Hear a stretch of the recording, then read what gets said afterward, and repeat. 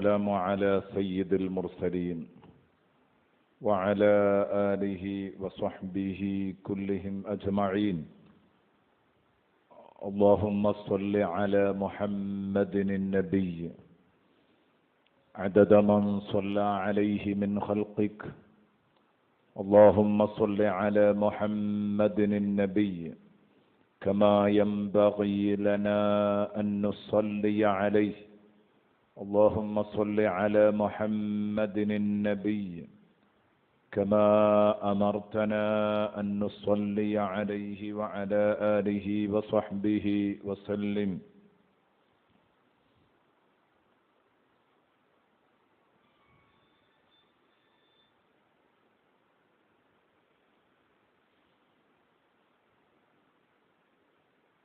أعوذ بالله من الشيطان الرجيم.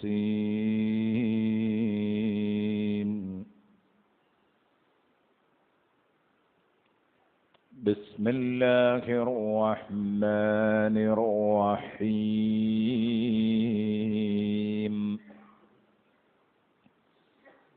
يا أيها النبي لم تحرم ما أحل الله لك تبتغي مرضات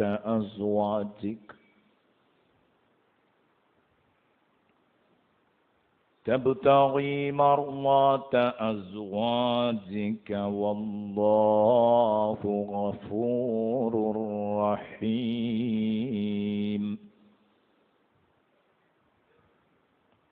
قد فرض الله لكم تحلة أيمانكم والله مولاكم وهو العليم الحكيم.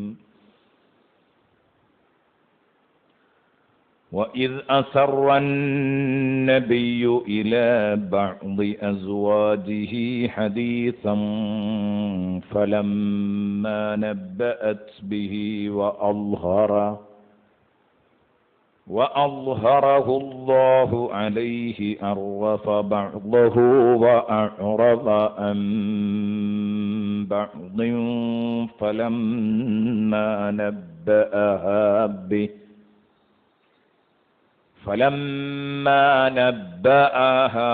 به قالت من أنبأك هذا؟ قال نبأني العليم الخبير. إن تتوبا إلى الله فقد صغت قلوبكما وإن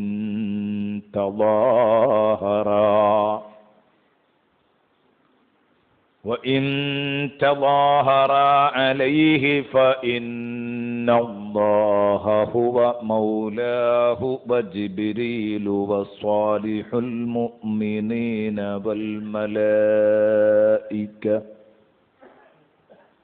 والملائكة بعد ذلك ظهير. عسى ربه إن طلقكن أن يبدله أزواجا خيرا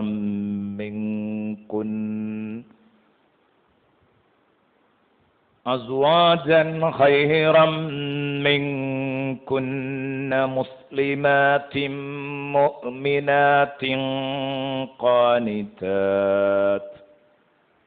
قانتات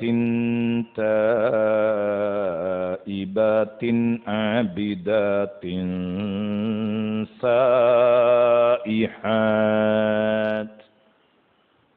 سائحات ثيبات وأبكارا. صدق الله مولانا العظيم. وصدق وبلغ رسوله النبي الكريم. ونحن على ذلك من الشاهدين الشاكرين والحمد لله رب العالمين.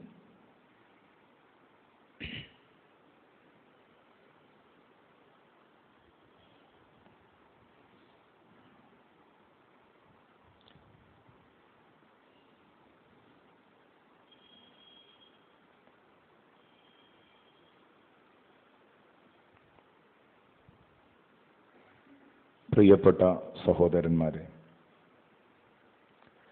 അല്ലാഹുവിൻ്റെ മഹത്തായ അനുഗ്രഹത്താൽ ഇന്ന് മുതൽ നാം ഇവിടെ ചർച്ച ആരംഭിക്കുന്നത് സൂറത്തു തഹ്രീമിൻ്റെ വ്യാഖ്യാനമാണ്. എത്ര പറഞ്ഞാലും അവസാനിക്കാത്ത വ്യാഖ്യാനങ്ങളാണ് വിശുദ്ധ ഖുർആനിലെ ഏത് അധ്യായങ്ങൾക്കും ആയത്തുകൾക്കും ഉള്ളതെന്നതുകൊണ്ട് തന്നെ ഈ സൂറത്തിൻ്റെ വ്യാഖ്യാന തലങ്ങളും പരന്നു കിടക്കുകയാണ്. ചെറിയ ദിവസത്തിനുള്ളിൽ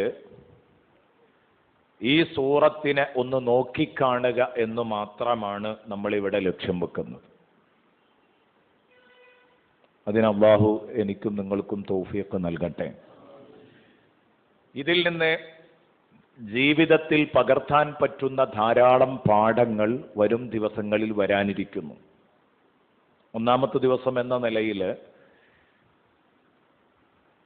ഇന്ന് ഈ സൂറയിൽ കടന്നു വരാൻ പോകുന്ന ചർച്ച ഹബീബ് റസൂലുള്ളാഹി സ്വല്ലല്ലാഹു അലൈഹി വസല്ലമ തങ്ങളോടൊപ്പം ഏതു പ്രതിസന്ധി ഘട്ടത്തിലും മുത്തുനബിയോടൊപ്പം നിൽക്കുന്ന പടച്ച റബ്ബിനെ നമുക്ക് കാണാൻ കഴിയും. നബി സല്ലല്ലാഹു അലൈഹി വസല്ലമ തങ്ങൾ ചെറുതായി ഒന്ന് നോവുന്നത് പോലും അവിടുത്തെ മനസ്സിന് ചെറിയ ഒരു ക്ഷീണം, അത്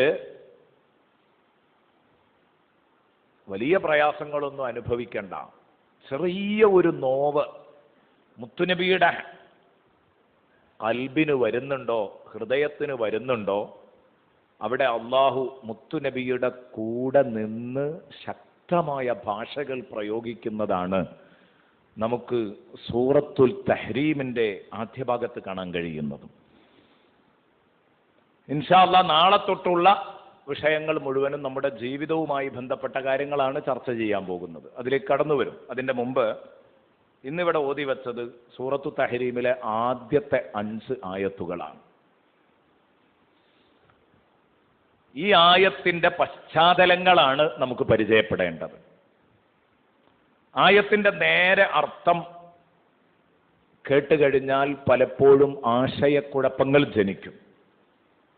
ഈ ആശയക്കുഴപ്പങ്ങൾ ഉണ്ടാക്കിയിട്ടാണ് പലരും മുത്തുനബിയെ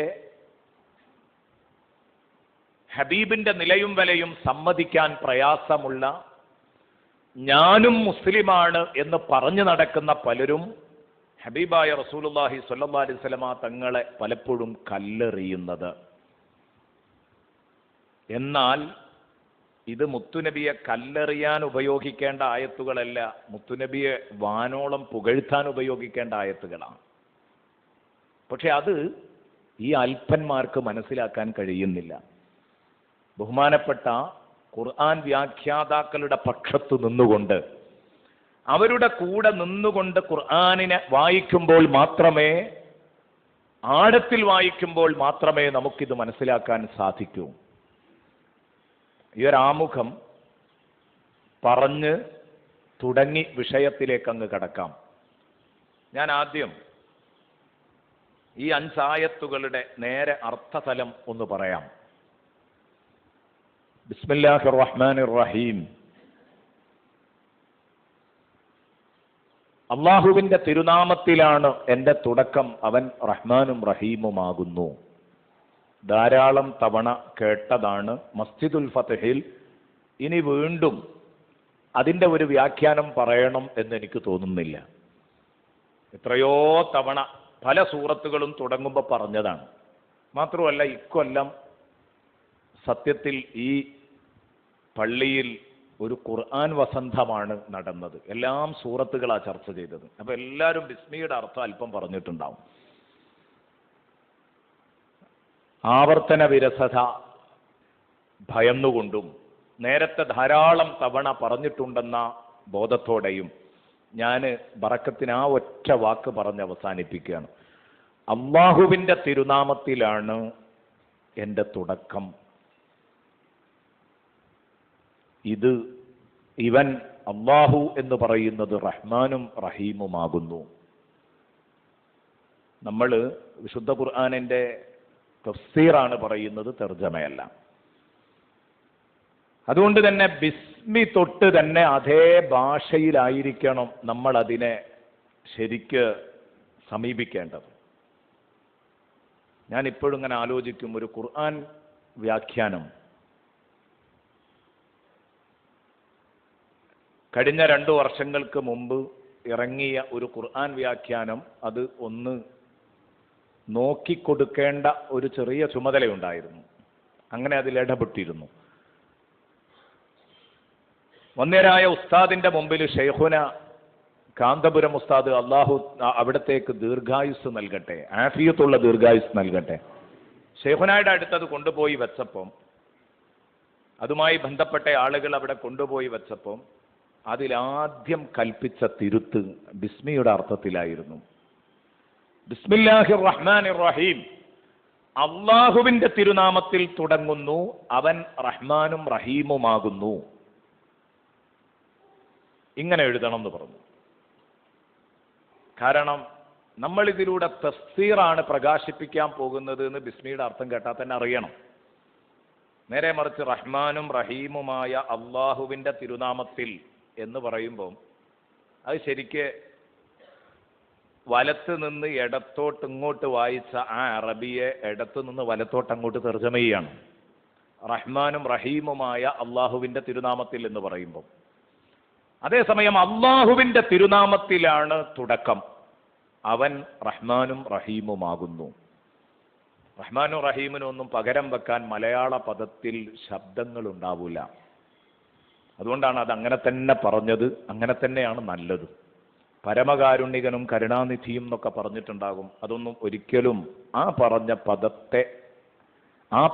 പദത്തിന്റെ അർത്ഥത്തെ ഒരിക്കലും ധ്വനിപ്പിക്കുകയില്ല, കഴിയില്ല.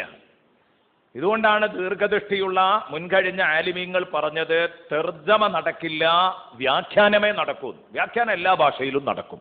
മലയാളത്തിൽ നടക്കും, ഉറുദുവിൽ നടക്കും, പാർസിയിൽ നടക്കും, ഹിന്ദിയിൽ നടക്കും, തമിഴിൽ നടക്കും, എല്ലാ ഭാഷയിലും നടക്കും വ്യാഖ്യാനം. പക്ഷെ തർജ്ജമ അത് ഖുർആൻ അറബിയിൽ തന്നെ പലപ്പോഴും നടക്കും. അല്ലാഹു സമദ്, ഞാൻ പലപ്പോഴും ഉദാഹരണം പറയാറുണ്ട്.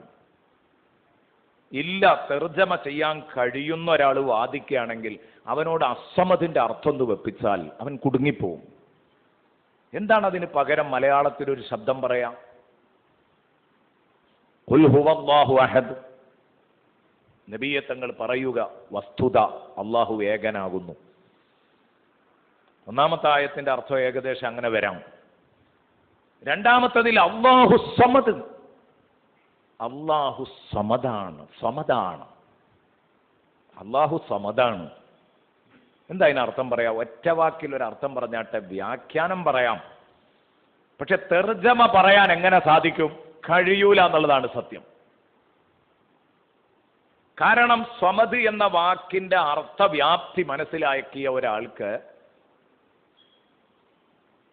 ഇന്നിപ്പോ ഏകദേശം ഇവിടെ എഴുതപ്പെട്ട ഖുർആൻ പരിഭാഷകൾ എന്ന് വാദിച്ചുകൊണ്ടിരിക്കുന്ന ഗ്രന്ഥങ്ങളിലൊക്കെ ഉള്ള അർത്ഥം അള്ളാഹു നിരാശ്രയനാകുന്നു എന്നാ. അള്ളാഹു സമദ് എന്ന് പറഞ്ഞാൽ അള്ളാഹു നിരാശ്രയനാകുന്നു. എന്താ ഈ നിരാശ്രയൻ എന്ന് പറഞ്ഞ പദത്തിന്റെ അർത്ഥം? നിരാശ്രയൻ എന്ന് പറഞ്ഞാൽ ആരെയും ആശ്രയിക്കാത്തവൻ, സ്വന്തം നിലനിൽപ്പുള്ളവൻ, ആരെയും ആശ്രയിക്കാതെയാണ് ജീവിക്കുന്നത്, അതാണ് നിലനിൽക്കുന്നത്. ഇതാണ് സമദ് എന്ന് പറഞ്ഞതിന്റെ അർത്ഥം അല്ല. അതുകൊണ്ട് സമദിന്റെ അർത്ഥമായിട്ടില്ല, സമദിന്റെ അർത്ഥം പൂർത്തിയായിട്ടില്ല. സമദ് എന്ന് പറഞ്ഞാൽ അതിന് മഹാന്മാർ കൊടുത്ത വ്യാഖ്യാനം അല്ലദീ യുസ്മദു ഇലൈഹി, അല്ലദീ യുസ്മദു ഇലൈഹി വലാ യസ്മദു ഇലാ അഹദ്. ഇതാണ് സമദിന്റെ അർത്ഥം. എന്ന് പറഞ്ഞാൽ അവന് ഒരാളെയും ആശ്രയിക്കില്ല, അവനെ എല്ലാവരും ആശ്രയിച്ചിരിക്കണം. ഇതാണ് സമദിന്റെ അർത്ഥം. സമദ് എന്ന വാക്കിന്റെ അർത്ഥം ഒന്നും കൂടെ പറഞ്ഞാൽ എല്ലാവരാലും ആശ്രയിക്കപ്പെടുന്ന, ഒരാളെയും ആശ്രയിക്കാത്ത ശക്തി, ഇതാണ് സമദ്. അതിന് തർജമ എന്ന് പറയില്ല, അപ്പം ഞാനാ പറഞ്ഞതിന്. അതാണ് തഫ്സീർ. അതിനാണ് തഫ്സീർ എന്ന് പറയാം. വിശദീകരണമാണ്. ഒറ്റ വാക്കിൽ നിരാശ്രയൻ എന്ന പദേ അതിന് പറയാൻ കഴിയുള്ളൂ. അത് ഫിറ്റുമല്ല. നിരാശ്രയം എന്ന് പറഞ്ഞാൽ അങ്ങോട്ട് ആരെയും ആശ്രയിക്കുന്നില്ല, അതുകൊണ്ട് ഇങ്ങോട്ട് ആശ്രയിക്കണം എന്ന് വരില്ല. ഞാൻ ആരെയും ആശ്രയിക്കാതെ ജീവിക്കുകയാണെങ്കിൽ എന്നെ നിരാശ്രയം എന്ന് വിളിക്കാം. പക്ഷേ ലോകത്തുള്ള ആളുകളൊക്കെ എന്നെ ഇങ്ങോട്ട് ആശ്രയിക്കും വേണം, അപ്പോഴേ സ്വമതാവുള്ളൂ. ഞാൻ ചെറിയ ഉദാഹരണം പറഞ്ഞതാണ്. ഖുൽ ഹുവല്ലാഹു അഹദ് പോലും തർജമ ചെയ്യാൻ കഴിയില്ല. പിന്നെ എങ്ങനെയാ ഖുർആൻ തർജമ ചെയ്യാൻ കഴിയുക? അപ്പം അതുകൊണ്ട് അതിൽ നമുക്ക് റഹ്മാൻ റഹീം എന്ന് തന്നെ പറയാം. ഈ ലോകത്ത് വഴിപ്പെട്ടവനും വഴിപ്പെടാത്തവനും ഗുണം ചെയ്യുന്ന, നാളെ പരലോകത്ത് വെച്ച് ദുനിയാവിൽ വഴിപ്പെട്ടവർക്ക് മാത്രം ഗുണം ചെയ്യുന്ന അല്ലാഹു അർ-റഹ്മാനിർ റഹീം. അതെ, അവന്റെ തിരുനാമത്തിലാണ് തുടക്കം. അപ്പോഴേ ഏതൊരു വിഷയത്തിൻ്റെയും തുടക്കം ബറക്കത്തുള്ളതാവുള്ളൂ. ഏതു നല്ല കാര്യവും നമ്മൾ ബിസ്മിയല്ലി തുടങ്ങണം. ഈ റഹ്മാൻ എന്നത് റഹീം എന്നതൊക്കെ നൽകുന്ന ഏറ്റവും വലിയ പാഠം, ബിസ്മിയുടെ വ്യാഖ്യാനത്തിലേക്ക് ഞാൻ വരുന്നില്ല എന്ന് പറഞ്ഞു ഒറ്റ വാക്ക് പറയുന്നു. ഭൂമി ലോകത്ത് അള്ളാഹുവിൻ്റെ നിലപാട് മതേതര കാഴ്ചപ്പാടാണ് എന്നതാണ് റഹ്മാൻ നൽകുന്ന ഏറ്റവും വലിയ സന്ദേശം. ആ മതം ഇസ്ലാം മതം അംഗീകരിച്ചവരെയും ഇസ്ലാം മതം അംഗീകരിക്കാത്തവരെയും തീറ്റിപ്പോറ്റുന്ന റബ്ബാണ്.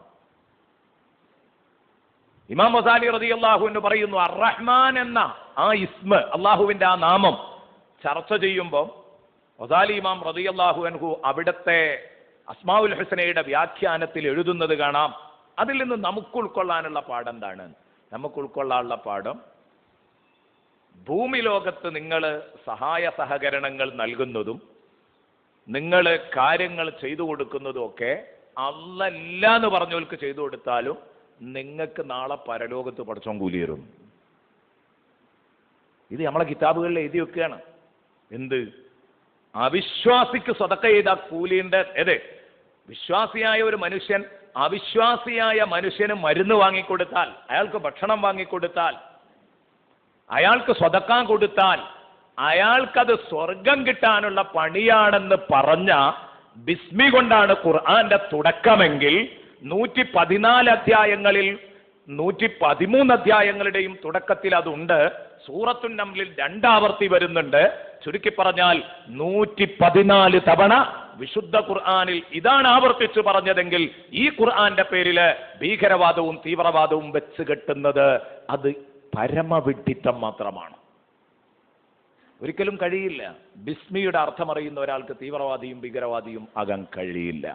ഇത് മാത്രം വർത്തമാനകാല സാഹചര്യത്തിലെ ഏറ്റവും വലിയൊരു സന്ദേശം എന്ന നിലയിൽ കേൾപ്പിച്ചുകൊണ്ട് ഞാൻ സൂറയുടെ അകത്തളങ്ങളിലേക്ക് കടക്കാം.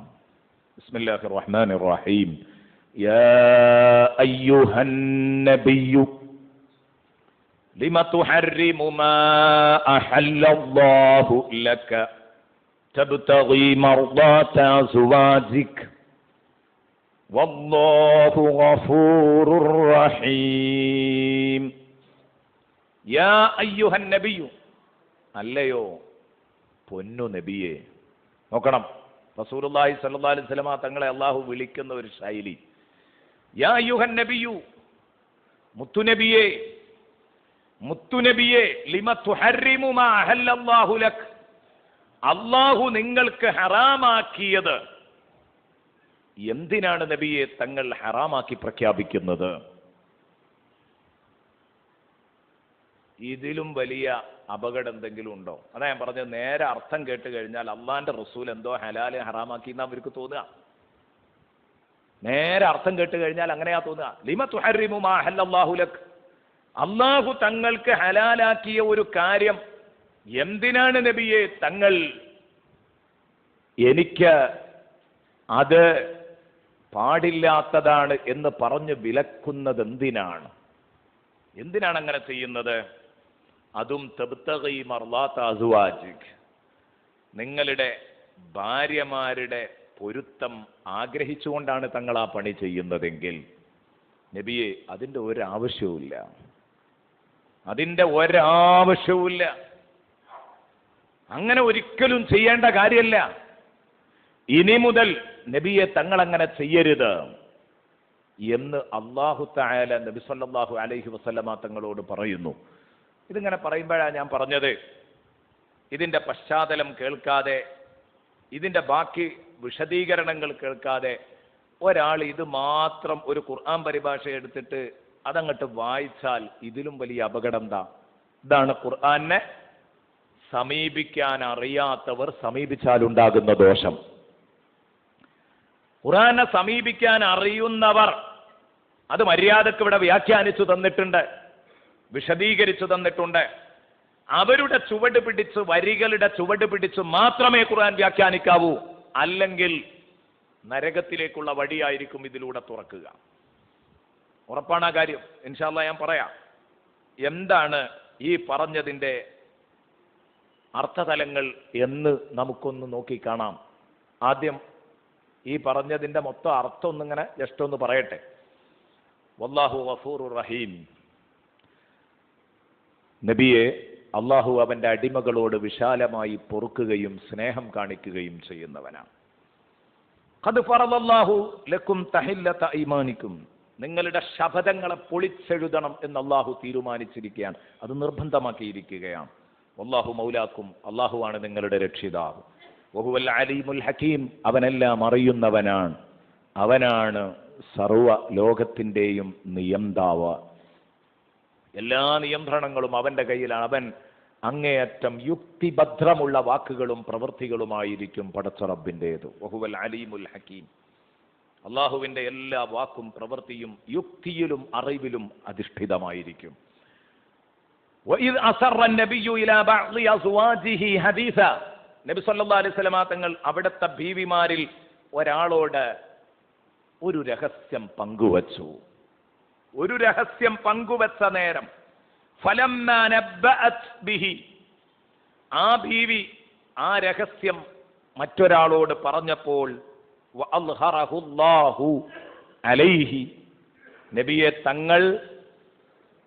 തങ്ങൾ പങ്കുവച്ച രഹസ്യം തങ്ങളുടെ ബീവി മറ്റൊരാളിലേക്ക് കൈമാറിയിട്ടുണ്ടെന്ന് അല്ലാഹു തആല മുത്തുനബി സല്ലല്ലാഹു അലൈഹി വസല്ലമ തങ്ങൾക്ക് വിവരം നൽകുകയും ചെയ്തപ്പോൾ അറഫ ബഅദഹു വഅറള അൻ ബഅദ്, നബി സല്ലല്ലാഹു അലൈഹി വസല്ലമ തങ്ങൾ ആ പറഞ്ഞ സ്വകാര്യത്തിൽ ചിലത് മറച്ചു വെക്കുകയും ചിലത് പരസ്യപ്പെടുത്തുകയും ചെയ്തു.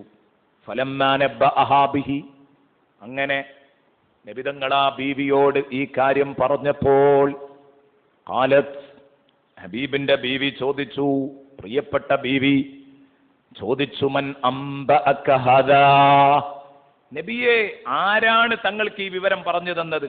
സംഗതി ശരിയാണ്, എൻ്റെ കയ്യിൽ നിന്ന് അത് പോകൽ കഴിഞ്ഞിട്ടുണ്ട്, പക്ഷെ ആരാ തങ്ങൾക്ക് ഇത് പറഞ്ഞു തന്നത്? മൻ അംബഅക ഹാദാ ഖാല നബ്ബഅനിയൽ അലീമുൽ ഖബീർ.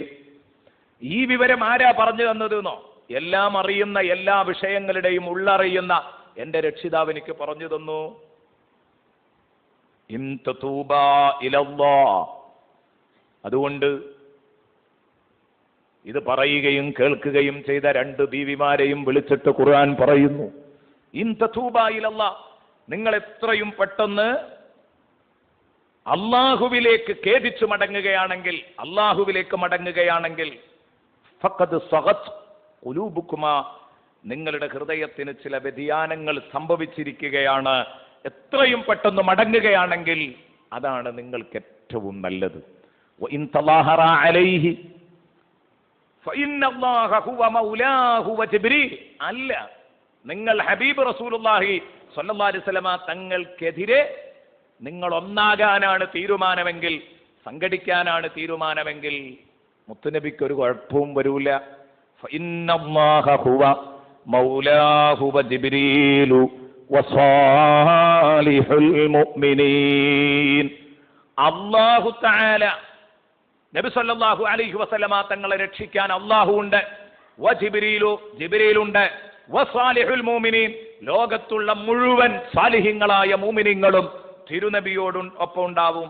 വൽ മലായികത്തു ബഅദ ദാലിക ളഹീർ, അതിന്റെ പുറമെ മലക്കുകൾ മുഴുവനും റസൂലുള്ളാഹിനെ സഹായിക്കാനുണ്ടാകും. വൽ മലായികത്തു ബഅദ ദാലിക ളഹീർ. അതുകൊണ്ട് എന്തു ചെയ്യണം എന്ന് നിങ്ങൾക്ക് തീരുമാനിക്കാം.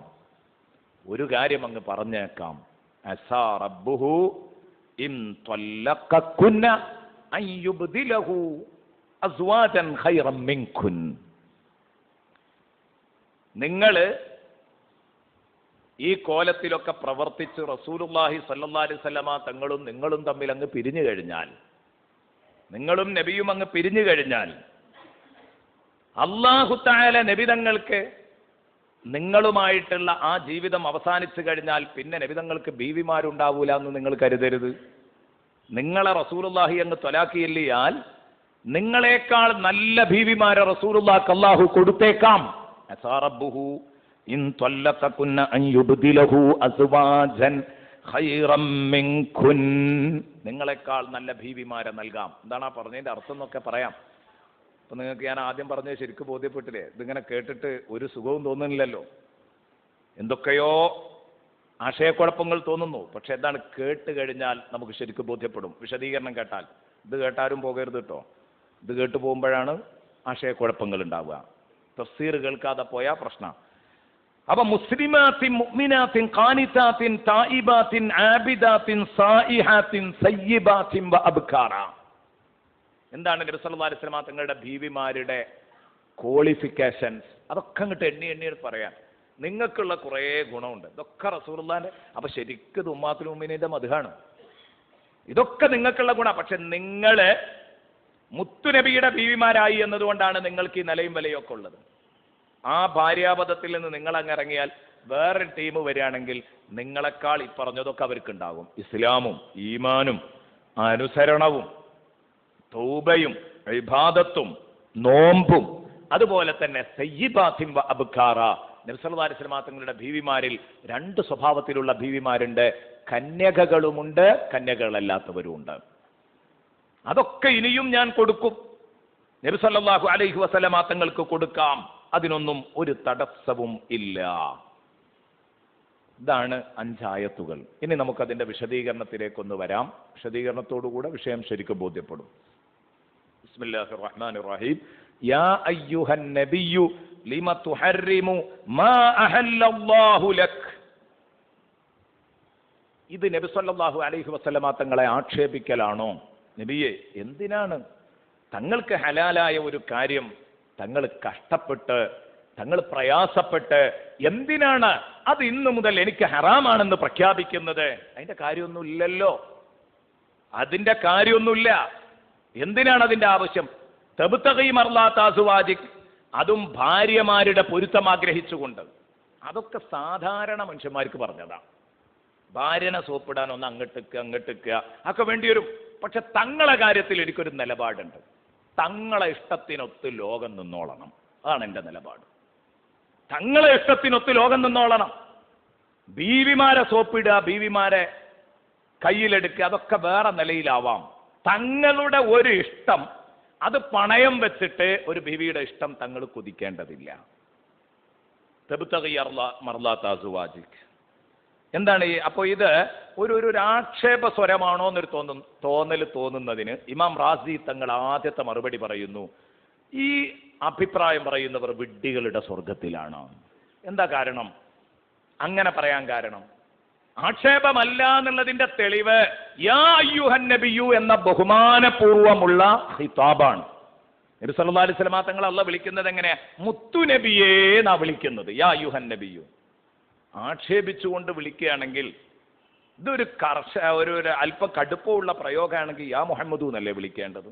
അങ്ങനെയല്ല വിളിച്ചത്. യാ അയ്യുഹൻ നബിയു, യാ അയ്യുഹർ റസൂലു. അല്ലെങ്കിലും അള്ളാഹുവിന്റെ ഹബീബിനെ അള്ളാഹു അഭിസംബോധന ചെയ്യുന്ന രീതി അതാണ്. ഒരു സ്ഥലത്ത് മാത്രമല്ല, യാ അയ്യുഹർ റസൂലു ബല്ലിഗ് അല്ലേ ഖുർആൻ പറയുന്നുണ്ട്. യാ അയ്യുഹൻ നബിയു ലിമ തുഹർരിമു മാ അഹല്ലല്ലാഹു ലക്. ഖുർആൻ പറയുന്നുണ്ട് യാ അയ്യുഹൽ മുസമ്മിൽ, യാ അയ്യുഹൽ മുദ്ദസ്സിർ. ഇങ്ങനെ പോകുന്ന എല്ലാം അവിടത്തെ ഓമന പേരുകൾ വിളിച്ചുകൊണ്ടാണ് നബി സല്ലല്ലാഹു അലൈഹി വസല്ലമ തങ്ങളെ അല്ലാഹു തആല അഭിസംബോധനം ചെയ്യുന്നത്. എത്ര നല്ല രീതിയാണ്. അപ്പൊ അങ്ങനെ ഒന്നും പറയാനേ ഇല്ല. അത് ഈ സംബോധന ശൈലിയിൽ നിന്ന് തന്നെ മനസ്സിലാക്കാൻ സാധിക്കുന്നതാണല്ലോ എന്ന് ഇമാം ഫഖറുദ്ദീൻ റാസി റളിയല്ലാഹു അൻഹു പറയുന്നു.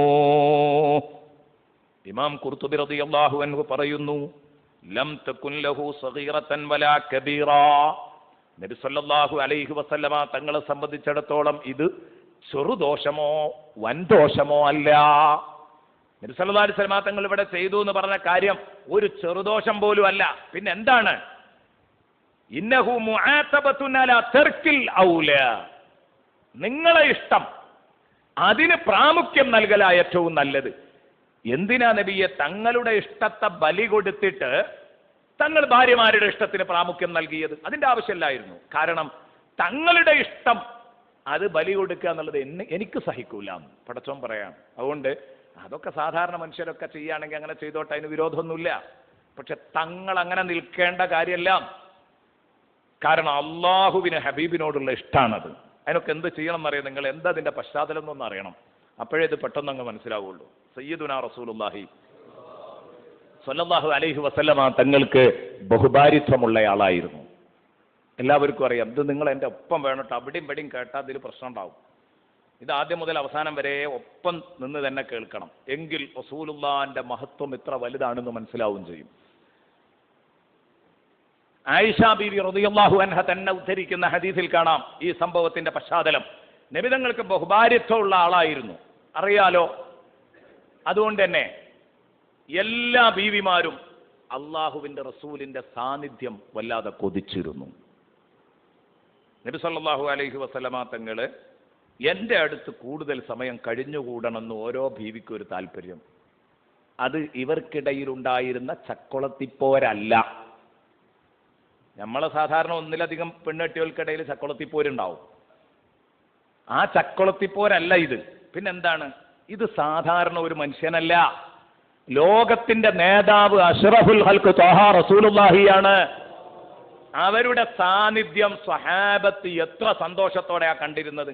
ഒരാളുടെ വീട്ടിൽ ഒരു 5 മിനിറ്റ് റസൂലുള്ളാഹി ഒന്ന് ഇരുന്നാൽ അവരുടെ തൃപ്തി എത്രയായിരുന്നു മനസ്സിന്റെ. അപ്പൊ ശരിക്ക് അവിടുത്തെ ബീവിമാർക്ക് താല്പര്യം ഉണ്ടാവൂലേ? എൻ്റെ അടുത്ത് ഒരു 5 മിനിറ്റ് അധികം നിൽക്കണം. ഉണ്ടാവും, സ്വാഭാവികമാണ്. അങ്ങനെ നബി സല്ലല്ലാഹു അലൈഹി വസല്ലമ തങ്ങൾക്ക് ഒരു പരിപാടിയുണ്ട്. അസ്ർ നിസ്കരിച്ചാൽ, ശരിക്കും ശ്രദ്ധിച്ചോളൂ, അസ്ർ നിസ്കരിച്ചു കഴിഞ്ഞാൽ മദീനത്തെ പള്ളിയിൽ നിന്ന് റസൂലുള്ളാഹി ഒന്നിങ്ങോട്ട് ഇറങ്ങും. ഓരോ ബീവിമാരുടെ അടുത്ത് ഓരോ ദിവസം വിഹിതം വെച്ചുകൊണ്ടാണ് റസൂലുള്ളാഹി താമസിക്കാറുള്ളത്. പക്ഷേ എല്ലാ ദിവസവും അസ്ർ നിസ്കരിച്ചു കഴിഞ്ഞാൽ പള്ളിയിൽ നിന്ന് ഇങ്ങോട്ട് ഇറങ്ങും. ആയിഷ ബീവിയുടെ വീട്ടിലാണ് ഇന്ന് മുത്തുനബി കിടക്കുന്നത്. എല്ലാവർക്കും അറിയാം, അതാണ് ഖബർ.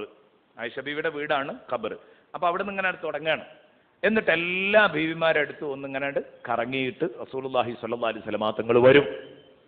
അസ്ർ നിസ്കരിച്ചിട്ട് ഇങ്ങനെ പോയി മഗ്രിബ് ആകുമ്പോഴേക്ക് എല്ലാവരും അടുത്ത് ചെന്നിട്ട് വിശേഷമൊക്കെ അന്വേഷിച്ചിട്ട് വീട്ടിൽ എന്താണ് ആവശ്യമുള്ളത് അതൊക്കെ അന്വേഷിച്ച് കുശലാന്വേഷണങ്ങൾ നടത്തി ഇങ്ങനെ അങ്ങോട്ട് പോരും. അതെന്നും അസ്ർ നിസ്കരിച്ചാലുള്ള പതിവാണ്. ഈ പോക്കില് അസ്ർ നിസ്കരിച്ച് എല്ലാവരുടെ അടുത്തും ഒരു 5-10 മിനിറ്റ് ഒന്നിങ്ങനെ ഇരുന്ന് അവരോട് സംസാരിച്ച് അവർക്കൊരു സന്തോഷം കൊടുക്കുമ്പോൾ നബിതങ്ങളുടെ സാന്നിധ്യം മല പോലെ കൊതിക്കുന്ന ഇവർ സ്വാഭാവികമായും ഒരു ഭാര്യയുടെ അടുത്ത് അല്പം കൂടുതൽ തങ്ങുന്നത് ശ്രദ്ധയിൽപ്പെട്ടു. ആ ഭാര്യയുടെ പേരാണ് സൈനബ് റളിയല്ലാഹു അൻഹ. ഉറക്കെ പറഞ്ഞോളി, നമ്മളെ ഉമ്മമാരാണ്. അള്ളാഹു അവരുടെ ബർക്കത്ത് കൊണ്ട് നമ്മളെ രക്ഷപ്പെടുത്തട്ടെ. അവരെത്ര വലിയ ഭാഗ്യവന്മാരാണ്. അള്ളാഹുവിന്റെ റസൂലിനെ ഭർത്താവായി ലഭിച്ച മോമിനീങ്ങളുടെ മുഴുവൻ ഉമ്മമാർ എന്ന സ്ഥാനപ്പേര് കിട്ടിയ അവരെക്കുറിച്ച് ഞാൻ മുമ്പ് ഇവിടെ അവതരിപ്പിച്ചിട്ടുണ്ട്. നമ്മുടെ അസ്സുൽ ഫതഹിലെ റസൂലുള്ളാഹി തങ്ങളുടെ കല്യാണത്തെക്കുറിച്ച് നടന്ന വിവാദം മാതൃഭൂമി പത്രം വിവാദമാക്കിയപ്പോൾ അന്ന് ഞാൻ 2 ദിവസം ഒരു പരിപാടി നടത്തിയിരുന്നു. അന്ന് ഇഷ്ടംപോലെ ആളുകൾ പങ്കെടുത്തു. അതിനും ഇപ്പോഴും വേണമെങ്കിൽ നിങ്ങൾക്ക് നെറ്റിൽ കയറിയാൽ അത് കിട്ടും. റസൂലുള്ള കല്യാണം കഴിച്ച രൂപങ്ങളൊക്കെ എങ്ങനെയാണെന്ന് അറിയണമെങ്കിൽ അതിലുള്ള എല്ലാ സംശയങ്ങളും നീങ്ങിക്കിട്ടും. ആ രൂപത്തിൽ ഏകദേശം ഒരാഴ്ച വിശ്രമമില്ലാതെ പണിയെടുത്ത് അവതരിപ്പിച്ച ക്ലാസ്സായിരുന്നു ആ 2 ക്ലാസ്സുകളും. ഞാൻ അങ്ങനെ പറയാൻ കാരണം ചരിത്രം എന്ന് പറഞ്ഞാൽ വല്ലാത്തൊരു ലോകമാണ്. അത് ഇരുട്ടും പകലും വെളിച്ചവും പകലും എല്ലാം കൂടെ കൂടിക്കുഴഞ്ഞ് കിടക്കുക. അതിൽ നിന്ന് വെളിച്ചത്തെ വേർതിരിച്ചെടുക്കണമെങ്കിൽ നല്ല പ്രയാസമുണ്ട്. മുഹഖിഖീങ്ങളായ ഇമാമിങ്ങൾ എഴുതിയത് നോക്കിയിട്ട് അതിൽ നിന്ന് കല്ലും പതിരും വേർതിരിക്കണം, നെല്ലും പതിരും വേർതിരിക്കണം, നെല്ലും പതിരും വേർതിരിക്കണം. വലിയ പ്രയാസമുണ്ട്. അപ്പം ഏതാവട്ടെ, ഇപ്പോഴും ആ സാധനം ഉണ്ടാകും. തിരുനബിയുടെ വിവാഹങ്ങൾ വസ്തുതയെന്ത്? അത് നിങ്ങൾക്ക് യൂട്യൂബിൽ കയറിയൊക്കെ അടിച്ചു കൊടുത്താൽ അത് കിട്ടും. ഞാൻ ഇപ്പോൾ പറഞ്ഞു വരുന്നത്, നബി സല്ലല്ലാഹു അലൈഹി വസല്ലമ തങ്ങളുടെ ഈ ബീവിമാരിൽ ഒരു ബീവിയുടെ അടുത്ത്, സൈനബ് റളിയല്ലാഹു അൻഹയുടെ അടുത്ത് അല്പം തങ്ങുന്നത് കണ്ടു. എന്താ അപ്പം അവിടെ എല്ലായിടത്തും 5 മിനിറ്റ് ആണെങ്കിൽ അവിടെ 10 മിനിറ്റ്, ഇതെന്താണ്? അപ്പം അത്രയും സമയം ഞങ്ങൾക്ക് കുറഞ്ഞു പോവാണ്. ഇവർ ചിന്തിക്കുകയാണ്, അതും കൂടെ ഞങ്ങളടുത്ത് പങ്കിടേണ്ടതാണ്, അത് വീതിച്ചിട്ട് എല്ലാവർക്കും കിട്ടേണ്ടതാണ്. എന്താണ് ഇതിൻ്റെ പിറകിലുള്ളത്? ഇവരന്വേഷണം നടത്തി. സൈനബ് ബീവിയോട് ചോദിച്ചു, എന്താണ് ഹബീബ് ഇവിടെ കൂടുതൽ തങ്ങാൻ കാരണം? സൈനബ് ബീവി പറഞ്ഞു, എൻ്റെ അടുത്ത് നല്ല മുന്തിയ തരം തേനുണ്ട്, ഞാൻ ആ തേന് റസൂലുള്ളാഹിക്ക് കൊടുക്കും, അത് വലിയ ഇഷ്ടമാണ്, അപ്പൊ ആ തേൻ കുടിക്കുന്ന ഒരു സമയം ഇവിടെ തങ്ങും, അതാ സംഭവിക്കുന്നത് എന്ന് പറഞ്ഞു. ഇതാണ് സംഭവിക്കുന്നത്. കാന റസൂലുള്ളാഹി യശ്റബു അസലൻ ഇന്ദ സൈനബ ബിൻതി ജഹ്ഷ് റളിയല്ലാഹു അൻഹാ. സൈനബ് ബിൻതു ജഹ്ഷ് റസൂലുള്ളാഹിന്റെ ബീവിയാണ്. അവരുടെ അടുത്ത് വെച്ച് തേൻ കുടിക്കാറുണ്ടായിരുന്നു. വയംകുസു ഇൻദഹാ, അവരുടെ അടുത്ത് അതിന്റെ പേരിൽ ഒരല്പം തങ്ങുകയും ചെയ്യും. അപ്പൊ ആയിഷ ബീവി പറയാണ്, ഫവാതൈതു അന വഹഫ്സ, അപ്പൊ ഞാനും ഹഫ്സയും ഒരു ചെറിയ കാര്യം പറഞ്ഞു തീരുമാനിച്ചു. എന്താ? സൈനബിന് കിട്ടുന്ന ആ സമയം നമുക്ക് എല്ലാവർക്കും കൂടെ വീതിച്ച് കിട്ടണം. ഇതിലിപ്പോൾ കുഴപ്പമൊന്നുമില്ല ഇങ്ങനെ ആഗ്രഹിക്കുന്നതിന്, ഇങ്ങനെ റസൂലുള്ളാഹിന്റെ ബീവിമാർ ആഗ്രഹിക്കുന്നതിന് കുഴപ്പമൊന്നുമില്ല. അത് നമുക്കും കൂടെ കിട്ടണം. അതിനെന്താ മാർഗം? അവിടുന്ന് തേൻ കുടിച്ചിട്ടാണ് ഈ വൈകുന്നത്. റസൂലുള്ളയാണെങ്കിലോ എപ്പോഴും ഭാര്യമാരുടെ അടുത്ത് നബി സല്ലല്ലാഹു അലൈഹി വസല്ലം എന്തെങ്കിലും തന്നിൽ നിന്ന് അനിഷ്ടമായ എന്തെങ്കിലും ഒരു വാക്കോ പ്രവൃത്തിയോ അല്ലെങ്കിൽ ഒരു സ്മെല്ല് പോലും, മോശപ്പെട്ട ഒരു സ്മെല്ല് പോലും മുത്തുനബിയുടെ അടുത്തുനിന്ന് വരുന്നത് റസൂലുള്ളാഹിക്ക് ഇഷ്ടമല്ല. ഭാര്യമാരെ സമീപിക്കുന്ന സമയത്ത് എപ്പോഴും സുഗന്ധം വഹിച്ചുകൊണ്ടാണ് സയ്യിദുനാ റസൂലുള്ളാഹി സ്വല്ലല്ലാഹു അലൈഹി വസല്ലം വരിക. അല്ലെങ്കിൽ തന്നെ മുത്തുനബിയുടെ വിയർപ്പ് തന്നെ അങ്ങനെയാണല്ലോ, നല്ല സുഗന്ധമാണ്, എല്ലാ സുഗന്ധങ്ങളെയും തോൽപ്പിക്കുന്ന സുഗന്ധമാണ്. അങ്ങനെ ഹഫ്സ ബീവിയും ആയിഷ ബീവിയും പറഞ്ഞു. ആയിഷ ബീവി ആരാണ്? സയ്യിദുനാ അബൂബക്കറിൻ സിദ്ദീഖിന്റെ മകളാണ് റളിയല്ലാഹു അൻഹു. ബഹുമാനപ്പെട്ട ഹഫ്സ ബീവി സയ്യിദുനാ ഉമർ ഇബ്നുൽ ഖത്താബ് റളിയല്ലാഹു അൻഹുവിന്റെ മകളുമാണ്. അങ്ങനെ ഇവർ രണ്ടാളും കൂടെ തീരുമാനിച്ചു, അലാ അയ്യത്തിന ദഖല അലൈഹ ഫൽതഖുൽ ലഹു അകൽത മഗാഫീറ യാ റസൂലല്ലാഹ് ഇന്നി അജിദു മിൻക റീഹ മഗാഫീർ. ഇതുവർ പറഞ്ഞ് തീരുമാനിക്കണം. അതുകൊണ്ട് ഇതിങ്ങോട്ട് കിട്ടണമെങ്കിലുള്ള മാർഗം എന്താ നമുക്കറിയാം. അത് മറ്റൊന്നും ഉണ്ടായിട്ടല്ല, അല്പം തേൻ കുടിക്കുന്നുണ്ട് എന്നും അവിടുന്ന്. ആ തേൻ കഴിയോളം ഇപ്പോൾ ഈ ഒരു നേരം പോയിക്കുണ്ടാവും. അപ്പം നമുക്കൊരു കാര്യം ചെയ്യാം, ആരടുത്തേക്ക് അന്ന് ആദ്യം വരിക എന്ന് പറയാൻ പറ്റൂല. എൻ്റെ അടുത്തേക്ക് വരികയാണെങ്കിൽ ഞാൻ, നിന്റെ അടുത്തേക്ക് വരികയാണെങ്കിൽ നീ. ആയിഷ ബീവി ഹഫ്സ ബീവിയോട് പറഞ്ഞ് തീരുമാനിക്കുകയാണ്, എന്ത്?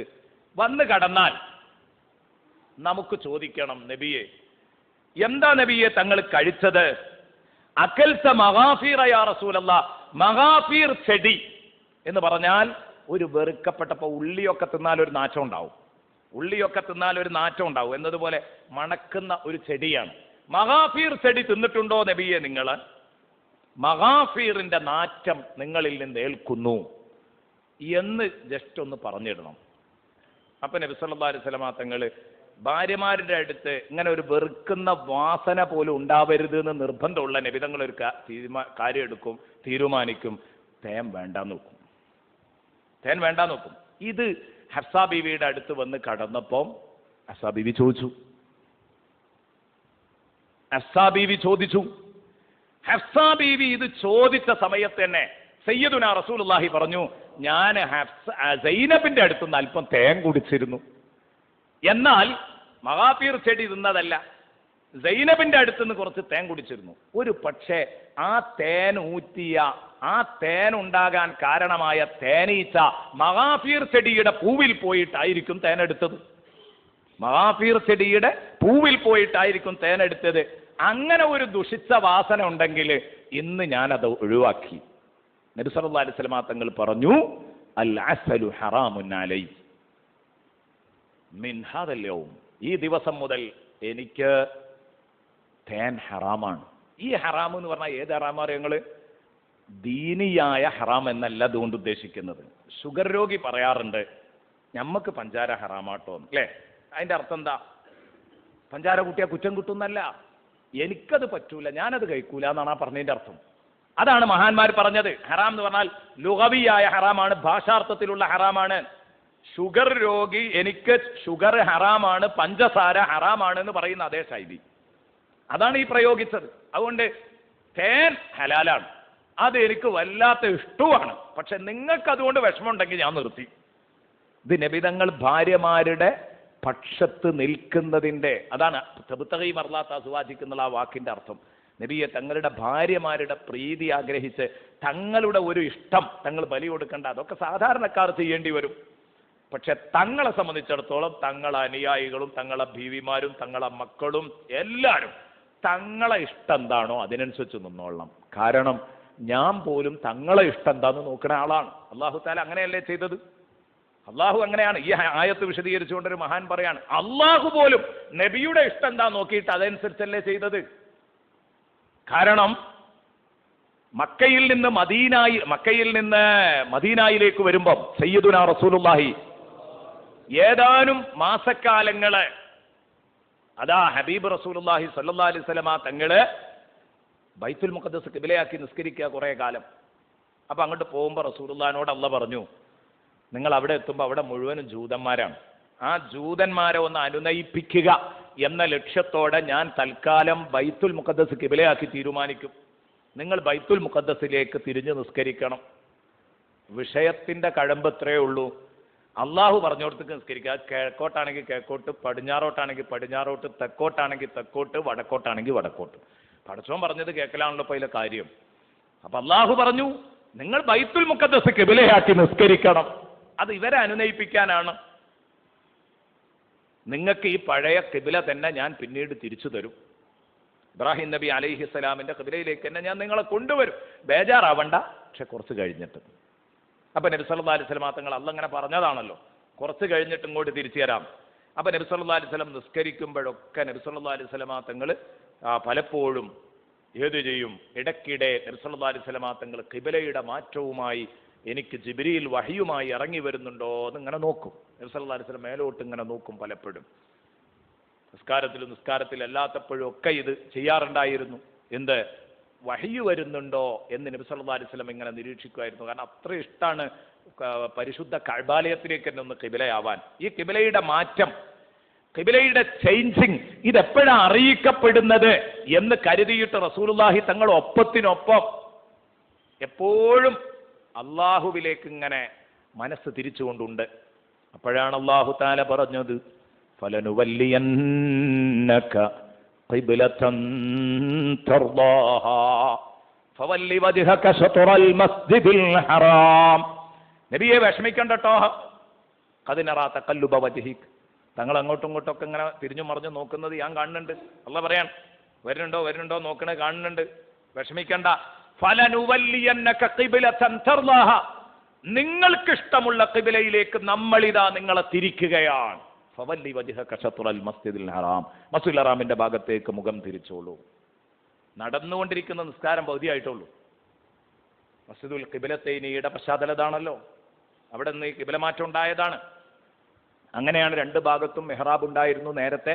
ഇപ്പൊ ചരിത്രത്തിൽ അത് ഏതാണ് ഇപ്പോഴത്തെ ശരിയായ മെഹ്റാബ് എന്നൊരു സംശയം വരുന്നത് കൊണ്ട്, കിബില എന്നുള്ള ആ ഒരു കൺഫ്യൂഷൻ അവിടെ വരുന്നത് കൊണ്ട് ഇപ്പൊ യഥാർത്ഥ കിബിലയാക്കി നിർത്തി അപ്പുറത്തുള്ള മെഹ്റാബ് ചുമരിന്റെ മുകളിൽ കൊടുത്തിരിക്കുകയാണ് ചരിത്രപരമായിട്ട്. കാരണം അങ്ങോട്ടും ഇങ്ങോട്ടും ഒക്കെ ഇവിടെ നിസ്കാരത്തിൽ കൺഫ്യൂഷൻ വന്നപ്പോൾ, പണ്ടൊക്കെ അത് നേരെ ഇവിടെ മെഹ്റാബ് ഉള്ളതുപോലെ അവിടെയും മെഹ്റാബ് ഉണ്ടായിരുന്നു. പിന്നെയാണ് ചുമരിലേക്ക് കയറ്റിയിട്ട് അടയാളം മാത്രം വെച്ചത്. ഇപ്പോഴും മദീന സിയാറയിൽ മസ്ജിദുൽ ഖിബലത്തൈനി നമ്മൾ സന്ദർശിക്കാൻ പോകും. പോകാത്തവർക്കൊക്കെ അള്ളാഹു തൗഫീഖ് നൽകട്ടെ. ഞാൻ പറഞ്ഞു വരുന്നത്, അന്ന് അള്ളാഹുവിന്റെ റസൂലിനോട് അള്ളാഹ് പറഞ്ഞത് എന്താ? നിങ്ങളെ ഞാൻ കഅബയിലേക്ക് തിരിക്കുന്നു എന്നല്ല പറഞ്ഞത്, നിങ്ങൾ ഇഷ്ടപ്പെടുന്ന ഖിബലയിലേക്ക്. ഖിബലത്തൻ തർലാഹ. എന്താ കാരണം? നിങ്ങളുടെ ഇഷ്ടമാണ് എൻ്റെ ഇഷ്ടം. ഖിബലത്തൻ തർലാഹ അല്ലെങ്കിൽ അങ്ങനെയല്ലല്ലോ പറയേണ്ടത്. ഞാൻ ഇതാ കഅബയിലേക്ക് നിങ്ങളെ തിരിക്കുന്നു എന്നല്ലേ പറയേണ്ടത്. നിങ്ങൾ ഇഷ്ടപ്പെടുന്ന ഖിബലയിലേക്ക് തിരിക്കുന്നു എന്ന് പറയുമ്പോൾ നിങ്ങളുടെ ഇഷ്ടത്തിന് വിഘാതമാവാൻ എനിക്ക് കഴിയില്ല എന്നാ പടച്ചോൻ പറയുന്നത്. അപ്പം അതുകൊണ്ട് ഞാൻ പോലും ഇത് ശ്രദ്ധിക്കുന്ന ആളാണെങ്കിൽ പിന്നെ തങ്ങളെ മക്കളും ബീവിമാരും അസ്ഹാബും ആലും ഒക്കെ തങ്ങളെ ഇഷ്ടത്തിന് നിൽക്കണം എന്നുള്ളത് പറയേണ്ടതുണ്ടോ? അതുകൊണ്ട് ബീവിമാരെ ഇഷ്ടത്തിനൊത്ത് നിന്ന് തങ്ങൾക്കേറെ ഇഷ്ടമുള്ള തേൻ കുടി തങ്ങൾ നിർത്തണ്ട, വേണ്ട, തങ്ങൾ കുടിച്ചോളൂ. ഇതാണ് ഈ പറഞ്ഞതിൻ്റെ അർത്ഥം. ഈ പറഞ്ഞതിൻ്റെ അർത്ഥം ഇതാണ്. അതാണ് ആദ്യത്തെ ആയത്തിൽ ഈ പറഞ്ഞത്. ഇനി അതിന്റെ അർത്ഥം വെച്ചാൽ ഒരു പ്രശ്നവുമില്ല. യാ അയ്യുഹൻ നബിയു, ഓ മുത്തുനബിയേ, ലിമ തുഹർരിമു മാ ഹല്ലല്ലാഹു ലക്, അല്ലാഹു തങ്ങൾക്ക് ഹലാലാക്കി നൽകിയ ഒരു കാര്യം എന്തിനാണ് തങ്ങൾ വേണ്ടാന്ന് വെക്കുന്നത്? അത് ഞാൻ കഴിക്കൂല എന്ന് തങ്ങൾ എന്തിനു പറയണം? തബ്തഗീ മർദാത അസ്വാജിക്, അങ്ങയുടെ ബീവിമാരുടെ തൃപ്തി മാനിച്ചുകൊണ്ട് അങ്ങനെ ചെയ്യേണ്ടതില്ലല്ലോ തങ്ങളെ. കണ്ടോ നിങ്ങൾ, അങ്ങനെ ചെയ്യേണ്ടതില്ല. അല്ലാഹു ഗഫൂറുർ റഹീം. ചെറിയൊരു വിഷമം തങ്ങൾക്ക് സ്വാഭാവികമായിട്ട് ഇതിൻ്റെ പേരിൽ ഭാര്യമാരിങ്ങനെ പറഞ്ഞപ്പം അനുഭവപ്പെട്ടിട്ടുണ്ടാകും. അല്ലാഹു ഗഫൂർ, സാരല്ല നബിയെ, അള്ളാഹു പുറത്തു കൊടുത്തോളും, അള്ളാഹു പുറത്തു കൊടുത്തോളും. തങ്ങളുടെ ബീവിമാർ സ്വാഭാവികമായിട്ടൊരു പെണ്ണിനുണ്ടാകുന്ന അവസ്ഥയാണ്, അത് അള്ളാഹു പുറത്തു കൊടുത്തോളും. അള്ളാഹു അങ്ങേയറ്റത്തെ കരുണയുള്ളവനാണ്. അല്ലാഹു ഗഫൂറുർ റഹീം. ഖദ് ഫറദല്ലാഹു ലക്കും തഹില്ലത ഐമാനിക്കും. അതുകൊണ്ട് നിങ്ങളുടെ ശബദത്തെ നിങ്ങൾ പൊളിക്കണം എന്നതാണ് അള്ളാഹുവിന്റെ തീരുമാനം. അള്ളാഹ് ഫർലാക്കിയിരിക്കുകയാണ്, തഹില്ലത ഐമാനിക്കും, നിങ്ങളുടെ ശബദം പൊളിക്കണം. നബി തങ്ങൾ സത്യം ചെയ്തു. എന്ത്? ഇനി ഞാൻ തേൻ കഴിക്കൂല. അള്ളാഹുവാണ് സത്യം, ഇനി ഞാൻ തേൻ കഴിക്കൂല. അങ്ങനെയായിരുന്നു നബി സല്ലല്ലാഹു അലൈഹി വസല്ലം പറഞ്ഞിരുന്നത്. അപ്പൊ നബി തങ്ങളോട് പറഞ്ഞു, അത് വേണ്ട, അങ്ങനെ കഷ്ടപ്പെടേണ്ട ഒരു കാര്യമില്ല. ഇനി ഒരു അനുവദിക്കപ്പെട്ട ഒരു കാര്യം ഞാൻ ചെയ്യൂല എന്ന് പറഞ്ഞാൽ പിന്നെ എന്താ വേണ്ടത്? കഫാറത്ത് കൊടുക്കണം. സത്യം ചെയ്താൽ കഫാറത്ത് കൊടുത്തിട്ട് അതിന് പിന്മാറണം. അതുകൊണ്ട് നിങ്ങൾ ഈ സത്യം പൊളിക്കണം, ഈ സത്യം പൊളിക്കണം. ആ കഫാറത്ത് എൻ്റെ പ്രിയപ്പെട്ട സുഹൃത്തുക്കളെ ഇവിടെ അത് പറഞ്ഞിട്ടില്ല. ഇവിടെ അത് എല്ലാം കൂടെ വിശദീകരിക്കലല്ല ലക്ഷ്യം. ഞാനും അത് നീട്ടിപ്പരത്തി പറയുന്നില്ല. ഈ കഫാറത്തിനെ കുറിച്ച് അള്ളാഹു സൂറത്തുൽ മായിദയിലാ പറഞ്ഞത്. ലാ യുആഖിദുകുമുല്ലാഹു ബില്ലഗ്വി ഫീ ഐമാനിക്കും വലാകിൻ യുആഖിദുകും ബിമാ അഖദ്തുമുൽ ഐമാൻ ഫകഫാറതുഹു ഇത്ആമു 10 മസാകീന മിൻ ഔസതി മാ തുത്ഇമൂന അഹ്ലീകും ഔ കിസ്വതുഹും ഔ തഹ്രീറു റഖബഹ ഫമൻ ലം യജിദ് ഫസിയാമു 3 അയ്യാം ذلك كفارة أيمانكم إذا حلفتم. ഒരാളെ അനുവദനീയമായ ഒരു കാര്യം തന്നെ അള്ളാഹുവാണ് സത്യം, ഞാനത് ചെയ്യൂല എന്ന് പറഞ്ഞാൽ പിന്നെ അത് ചെയ്യണമെങ്കിൽ എന്ത് ചെയ്യണം? കഫാറത്ത് കൊടുക്കണം. സത്യം പൊളിക്കണമെങ്കിൽ പ്രായച്ചിത്തം കൊടുത്തിട്ട് സത്യത്തെ പൊളിച്ച് അത് ചെയ്യാൻ വേണ്ടത്. അതിന് ചെയ്യേണ്ട സംഗതികളാണ് പറഞ്ഞത്. 10 മിസ്കീന്മാർക്ക് നിങ്ങളെ കുടുംബത്തിന് നിങ്ങൾ കൊടുക്കുന്നത് പോലെ മധ്യനിലയിലുള്ള ഭക്ഷണം കൊടുക്കണം. അവർക്ക് ഭക്ഷണം അല്ലെങ്കിൽ അവർക്ക് വസ്ത്രം നൽകുക, അല്ലെങ്കിൽ ഒരു അടിമയെ മോചിപ്പിക്കുക. ഒന്നിനും കഴിയാത്തവൻ 3 ദിവസം നോമ്പ് നിൽക്കുക. ഇതൊക്കെയാണ് ഇപ്പോൾ പറഞ്ഞത്. അപ്പൊ ഇങ്ങനെ നിങ്ങൾ എന്ത് ചെയ്യണം? ഈ വിഷയത്തില് വ്യക്തമായ ഒരു തീരുമാനത്തിലെത്തണം. യാ റസൂലല്ലാഹ്, അള്ളാഹുവിന്റെ റസൂലിനോട് അള്ളാഹു റബ്ബുൽ ഇസ്സത്ത് പറയാണ്. അതുകൊണ്ട് നിങ്ങൾ നിർബന്ധമായും നിങ്ങളുടെ സത്യത്തെ പൊളിക്കണം. വല്ലാഹു മൗലാക്കും, തങ്ങളുടെ സംരക്ഷകനായ അള്ളാഹു ഉണ്ട്. തങ്ങളുടെ രക്ഷിതാവ് അള്ളാഹുവാണ്. വഹുവൽ അലീമുൽ ഖബീർ, അവനെല്ലാം അറിയുന്നവനാണ്. വഹുവൽ അലീം അൽ ഹക്കീം, അവന്റെ വാക്കും പ്രവൃത്തിയും ഹിക്മത്തിൽ അധിഷ്ഠിതമാണ്. അതുകൊണ്ട് പടച്ചോൻ എന്താ പറഞ്ഞത്? അത് നബിയെ തങ്ങൾ അങ്ങ് ചെയ്യാം. തങ്ങളെ ബീവിമാരുടെ തൃപ്തി മോഹിച്ച് തങ്ങള് ഈ തീരുമാനം എടുത്ത് മുന്നോട്ട് പോകണ്ട. ഇപ്പൊ ഞാൻ എന്താണോ തങ്ങളോട് പറഞ്ഞത് അതനുസരിച്ച് അങ്ങ് ചെയ്തോളൂ. എന്നിട്ട് അല്ലാഹു തആല പറഞ്ഞു, വഇദ് അസറൻ നബിയ്യു ഇലാ ബഅദി അസ്വാതിഹി ഹദീസാ. നബി സല്ലല്ലാഹു അലൈഹി വസല്ലമ തങ്ങൾ അവിടുത്തെ ഒരു ബീവിയോട് ഒരു സംസാരം വളരെ രഹസ്യമായി പങ്കുവച്ചപ്പോൾ, വഇദ് അസറൻ നബിയ്യു ഇലാ ബഅദി അസ്വാതിഹി ഹദീസാ ഫലമ്മാ നബ്ബഅത് ബിഹി, ആ വിവരം ആ ബീവി പുറത്തുവിട്ടപ്പോൾ വഅദ്ഹറഹുല്ലാഹു അലൈഹി, അല്ലാഹു നബി തങ്ങൾക്ക് അത് പരസ്യപ്പെടുത്തുകയും ചെയ്തപ്പം അറഫ ബഅദഹു വഅറള അൻ ബഅദ്, അത് പകുതി മറച്ചു പിടിച്ച് പകുതി പരസ്യപ്പെടുത്തി നബിതങ്ങൾ ആ ബീവിയോട് ചോദിച്ചപ്പം ഫലമ്മാ നബ്ബഅഹാ ബിഹി, ആ ബീവിയോട് ആ വിവരം മുത്തുനബി പറഞ്ഞപ്പം ഖാല, ബീവി ചോദിച്ചു, മൻ അംബഅക ഹാദാ? ഖാല നബ്ബഅനിയൽ അലീമുൽ ഖബീർ. ആരാണ് ഈ വിവരം തങ്ങളോട് പറഞ്ഞിട്ടുള്ളത്? ആരാണ് തങ്ങളോട് ഈ വിവരം പറഞ്ഞിട്ടുള്ളത്? ഒന്ന് പറയണം എന്ന് പറഞ്ഞു. അപ്പൊ അല്ലാഹുവിന്റെ റസൂൽ സല്ലല്ലാഹു അലൈഹി വസല്ലം തങ്ങൾ പറഞ്ഞു, നബ്ബഅനിയൽ അലീമുൽ ഖബീർ.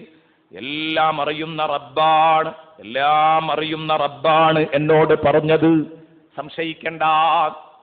എല്ലാം അറിയുന്ന, എല്ലാ വിഷയങ്ങളുടെയും ഉള്ളറകൾ അറിയുന്ന റബ്ബാ പറഞ്ഞത്. നിങ്ങൾ രഹസ്യം കൈമാറിപ്പോയത് ഞാൻ അറിഞ്ഞിട്ടുണ്ട്. എന്താ സംഭവം? ഹഫ്സാ ബീവിന്റെ അടുത്തേക്കാണ് റസൂലുള്ള ആദ്യം വന്നത്. ഹഫ്സാ ബീവിയോട് എന്ന് പറഞ്ഞാൽ ഈ വിഷയത്തെ തുടർന്നാണ് ഇതൊക്കെ വരുന്നത്. ഈ ആയത്തിന്റെ പശ്ചാത്തലം തിരിയണമെങ്കിൽ ഇതും കൂടെ കേൾക്കണം. ഏതോ ഒരു ബീവിയോട് റസൂലുള്ള ഒരു രഹസ്യം പറഞ്ഞു. ആ ബീവി അത് മറ്റേ ബീവിയോട് പറഞ്ഞു. അപ്പൊ അള്ളാഹു ആ വിവരം കൊടുത്തു. ഇതാണല്ലോ പറഞ്ഞത്. എന്താ സംഭവം? ഹഫ്സാ ബീവി ആണ് ആദ്യം ഹഫ്സാ ബീവിന്റെ അടുത്തെത്തിയത്. അപ്പോ ഹഫ്സാ ബീവിന്റെ അടുത്തെത്തിയപ്പം ഹഫ്സാ ബീവി പറഞ്ഞു, എന്താ നബിയെ തങ്ങളെ മഗാഫിർ ചെടി മണക്കുന്നുണ്ടല്ലോ, എന്താ നബിയെ തങ്ങൾക്ക് പറ്റിയത്? അപ്പൊ പറഞ്ഞു, ഞാൻ സൈനബിന്റെ അടുത്തുനിന്ന് തേൻ കഴിച്ചതാണ്, വല്ലാഹി ലൻ അഊദ്, ഇനി ഞാനത് ആവർത്തിക്കൂല എന്ന് പറഞ്ഞു. ആവർത്തിക്കൂല എന്ന് പറഞ്ഞു. പക്ഷേ എന്റെ ഭാഗത്തുനിന്ന് ഒരു സെക്കൻഡ് സമയെങ്കിലും, ശ്രദ്ധിച്ചോളൂ, ഒരു സെക്കൻഡ് സമയെങ്കിലും എന്റെ ഭാഗത്തുനിന്ന് നിനക്ക് ഇങ്ങനെ ഒരു മോശപ്പെട്ട നാറ്റം അനുഭവപ്പെട്ടു എന്ന് പറയുന്നത് നീ ആരോടും പറയരുതേ. ഹഫ്സാ ബീവിയോട് പറയും, എന്തായിരുന്നു അള്ളാഹുവിന്റെ റസൂലിന്റെ ഖൽബ് നോക്ക് നിങ്ങൾ. എന്താ അപ്പൊ അതുകൊണ്ട് വരാൻ പോകുന്നത്? അത്രത്തോളം ശ്രദ്ധിച്ചായിരുന്നു ജീവിച്ചിരുന്നത്. ഇതാരോടും പറയരുത് കേട്ടോ. പറയൂല എങ്കിൽ ഞാൻ നിനക്കൊരു സ്വകാര്യം പറഞ്ഞുതരാം. പുതിയൊരു സ്വകാര്യം പറഞ്ഞു കൊടുക്കുക. ഞാനൊരു സ്വകാര്യം പറഞ്ഞുതരാം. അപ്പൊ ഹഫ്സാ ബീവി ചോദിച്ചു, അതെന്താ? നിങ്ങൾക്ക് ആർക്കും അറിയാത്തൊരു സ്വകാര്യമുണ്ട്. ഞാൻ വഫാത്തായി കഴിഞ്ഞാൽ അടുത്ത ഖലീഫ ആരായിരിക്കും എന്ന് നിങ്ങൾക്ക് അറിയുമോ ചോദിച്ചു. ഞാൻ വഫാത്തായി കഴിഞ്ഞാൽ അടുത്ത ഖലീഫ, എന്റെ ശേഷം എന്റെ പ്രതിനിധിയായി വരാൻ പോകുന്നത്, ഖലീഫയായി ഇസ്ലാമിക ഭരണം നടത്തുന്നയാള് ആരാണെന്ന് നിങ്ങൾക്ക് അറിയോന്ന് ചോദിച്ചു ഹഫ്സാ ബീവിയോട്. ഹഫ്സാ ബീവി പറഞ്ഞു, ഇല്ല, അറിയില്ല. അപ്പോൾ നബി സല്ലല്ലാഹു അലൈഹി വസല്ലം തങ്ങൾ പറഞ്ഞു, അത് ആയിഷ ബീവിയുടെ ഉപ്പയാണ്. എന്ന് പറഞ്ഞാൽ അബൂബക്കർ സിദ്ദീഖാണ് ഒന്നാമത്തെ ഖലീഫയായിട്ട് വരാൻ പോകുന്നത്. അബൂബക്കർ സിദ്ദീഖാണ്. ഇതാണ് ഇപ്പൊ രഹസ്യം. പക്ഷേ അത് ആയിഷനോട് പറയരുത് കേട്ടോ. കാരണം ഇതിനെ ചൊല്ലിയാ പിന്നെ പിൽക്കാലത്ത് വലിയ വിവാദം ഉണ്ടായത്. അപ്പോൾ ഇപ്പൊ തന്നെ വേണ്ട, പറയണ്ട, ആരോടും പറയരുത്, ഒരാളോടും പറയരുത്. നീ ഈ പറഞ്ഞതിന് ഇത് നീ മറച്ചു വെക്കാൻ വേണ്ടിയിട്ട് ആരോടും പറയരുത്. അതിനും വേണ്ടിയിട്ട് ഒരു അറിവ് സമ്മാനമായിട്ട് തന്നതാ, ഒരു രഹസ്യമാണ്, ആരും അറിയരുത്. ബീവി പറഞ്ഞു, ഇല്ല, ഞാൻ ആരോടും പറയില്ല. പക്ഷെ ബീവിക്ക് ഇത് നിർത്താൻ കഴിഞ്ഞില്ല.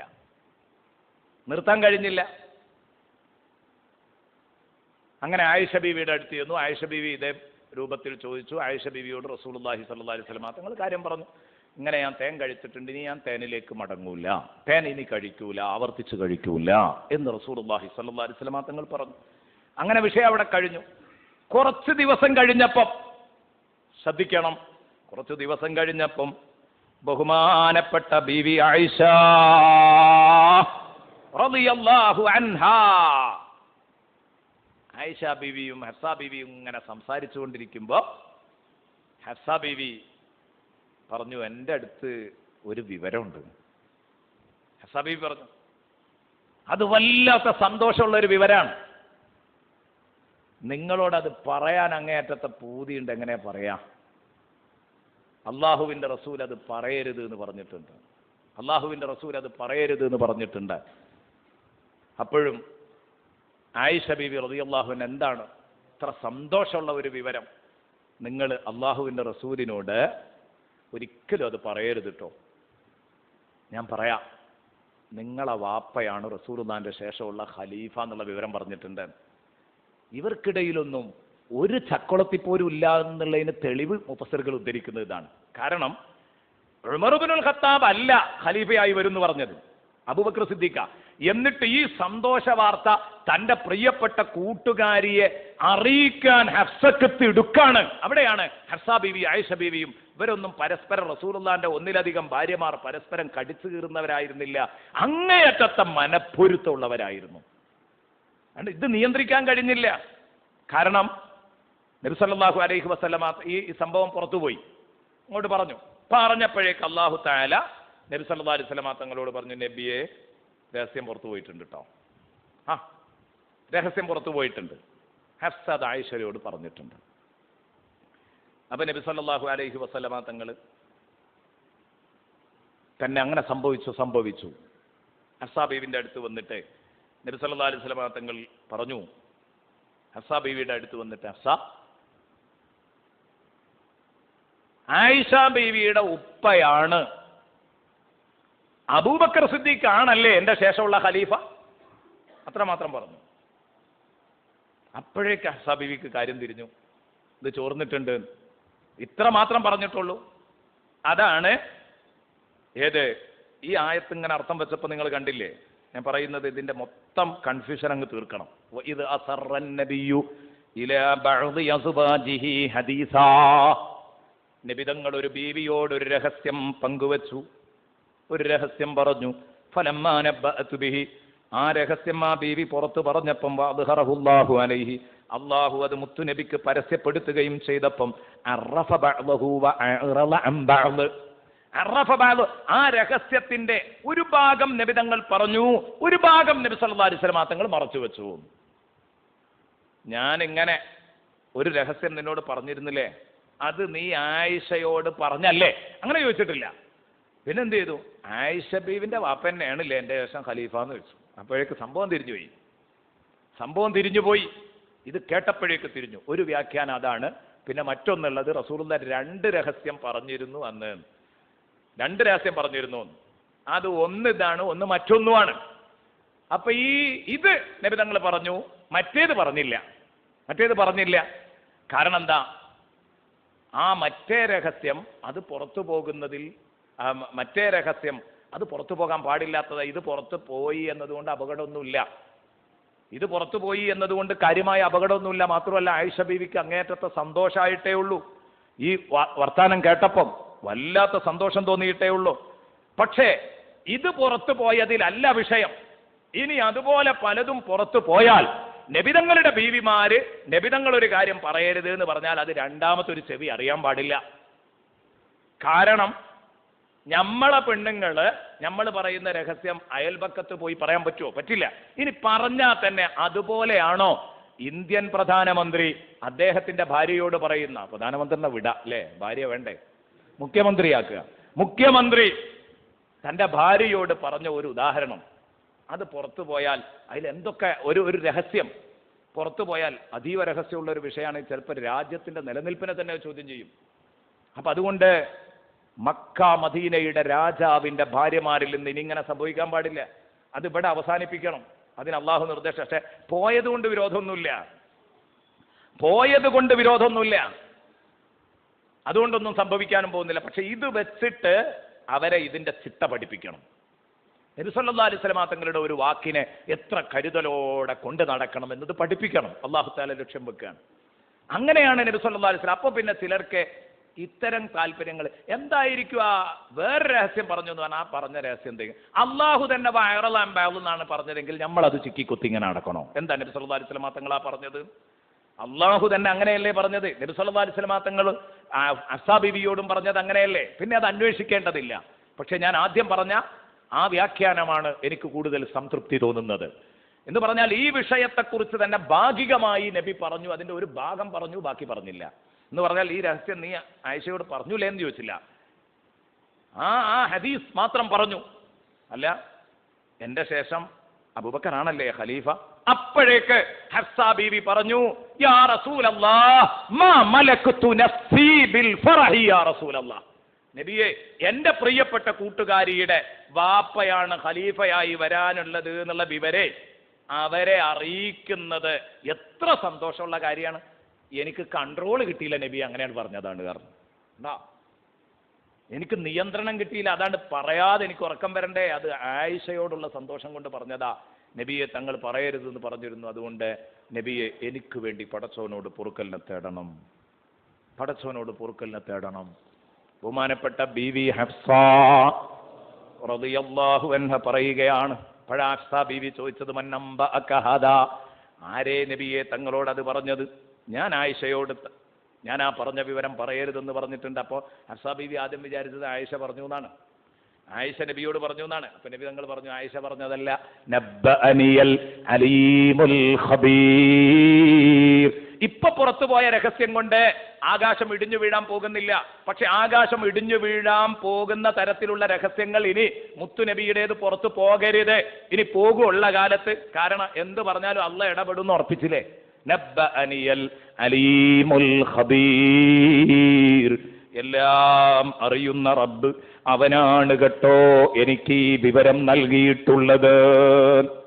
എന്നിട്ട് അല്ലാഹു പറഞ്ഞു, ഇൻ തതൂബാ ഇലല്ലാഹ്, ഇൻ തതൂബാ ഇലല്ലാഹ്, നിങ്ങൾ അല്ലാഹുവിലേക്ക് രണ്ടുപേരും തൗബ ചെയ്ത് മടങ്ങുകയാണെങ്കിൽ ഫഖദ് സഗത് ഖുലൂബുകുമാ, നിങ്ങളുടെ ഹൃദയത്തിന് ചെറിയ ഒരു കുഴപ്പം സംഭവിച്ചിരിക്കുക. ചെറിയ ഒരു കുഴപ്പം, സഗത് ഖുലൂബുകുമ, അങ്ങനെ പ്രയോഗിച്ചിട്ടുള്ളൂ. വലിയ സംഭവമാക്കിയിട്ടൊന്നും അല്ലാഹ് പറഞ്ഞിട്ടില്ല ബീവിമാരോട്. നമ്മളത് വലുതാക്കണ്ട. ഫഖദ് സഗത് ഖുലൂബുകുമ, നിങ്ങളുടെ ആ ഹൃദയങ്ങൾക്ക് ചെറിയ ഒരു വ്യതിയാനം എന്ന് പറഞ്ഞാൽ അള്ളാഹുവിന്റെ റസൂലിന്റെ വാക്ക് അത് പുറത്ത് വിടരുത്. കാരണം വിടാൻ പാടില്ല, അത് വളരെ ഗൗരവമുള്ളതാണ്. ഇപ്പൊ പോയത് കൊണ്ടൊന്നും സംഭവിക്കാൻ പോകുന്ന വിഷയമല്ല ഇപ്പൊ പറഞ്ഞ വിഷയം. പക്ഷെ നാളെ മറ്റന്നാള് ഇനി ഇതുപോലെ മറ്റൊരു കാര്യം പറയുകയാണെങ്കിൽ ചിലപ്പോ അതുകൊണ്ട് വലിയ രാഷ്ട്രത്തിന്റെ നിലനിൽപ്പിനെ തന്നെ ചോദ്യം ചെയ്യുന്ന കാര്യമായിരിക്കാം.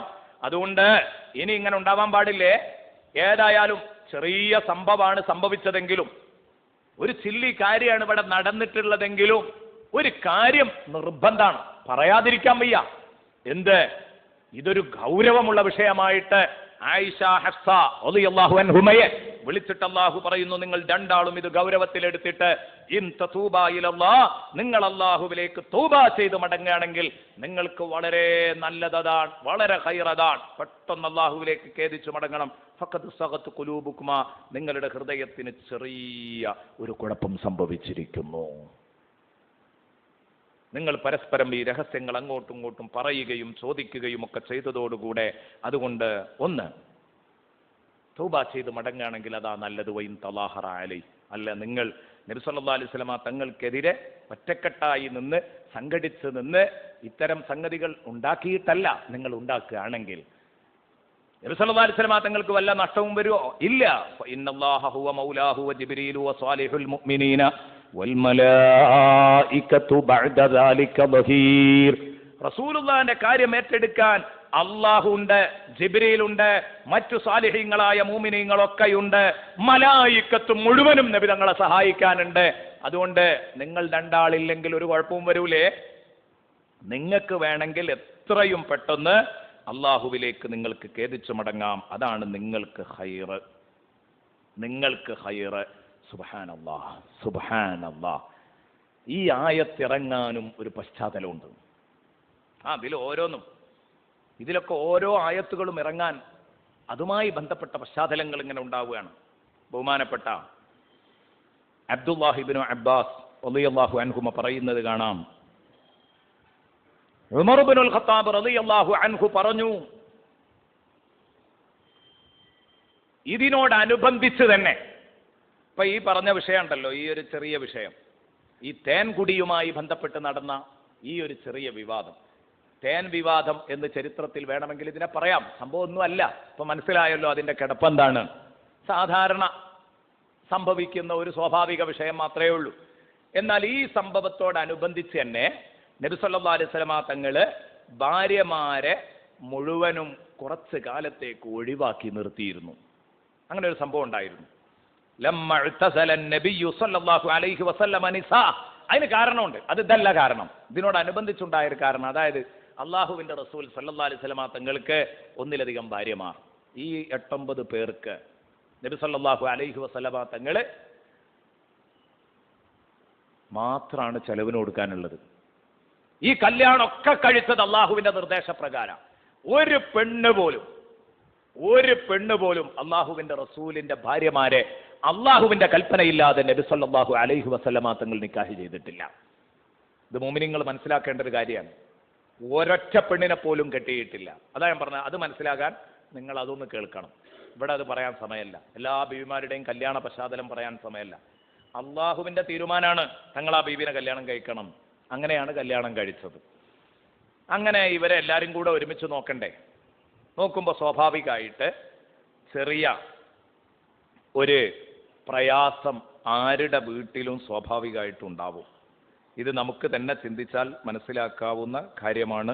നമുക്ക് മനസ്സിലാക്കാൻ സാധിക്കും. നബി സല്ലല്ലാഹു അലൈഹി വസല്ലമ തങ്ങൾ ബീവിമാർ ഈ പ്രയാസത്തിൽ ബീവിമാർ റസൂലുള്ളാഹി സ്വല്ലല്ലാഹി അലൈഹി വസല്ലമ തങ്ങളോട് പറഞ്ഞു. എല്ലാവരും കൂടെ അങ്ങനെ കൂടി ഇരുന്നിട്ട് റസൂലുള്ളാഹി തങ്ങളെ വിളിച്ചിട്ട് പറഞ്ഞു, നബിയെ, ഞങ്ങൾക്ക് തരുന്ന ചെലവ് ഒന്നും കൂടെ മെച്ചപ്പെടുത്തി തരണം. ഇപ്പം തരുന്നതിൽ കുറച്ചും കൂടെ മെച്ചപ്പെടുത്തി തരണം. കാരണം വളരെ അങ്ങനെ ഒപ്പിച്ച് പോകാനുള്ളതുള്ളൂ. അപ്പോൾ പറഞ്ഞു, ഒന്നും കൂടെ മെച്ചപ്പെടുത്തി തരണം. ഇതിപ്പോൾ സാധാരണ ഒരു ഭാര്യ ഭർത്താവിനോട് പറയുന്ന കേസാണ്, പറയാവുന്നതുമാണ്. അതൊരു വലിയ സംഭവമല്ല, സബൂൽ മുബീഖാത്തല്ല. ഞാൻ പറയുന്നത് ഇവിടെ ഒന്നും ഈ വിഷയങ്ങൾ നമ്മൾ കൈകാര്യം ചെയ്യുമ്പം ഇതാണ് ബിദ്അത്തുകാർക്ക് പറ്റുന്ന കുഴപ്പം.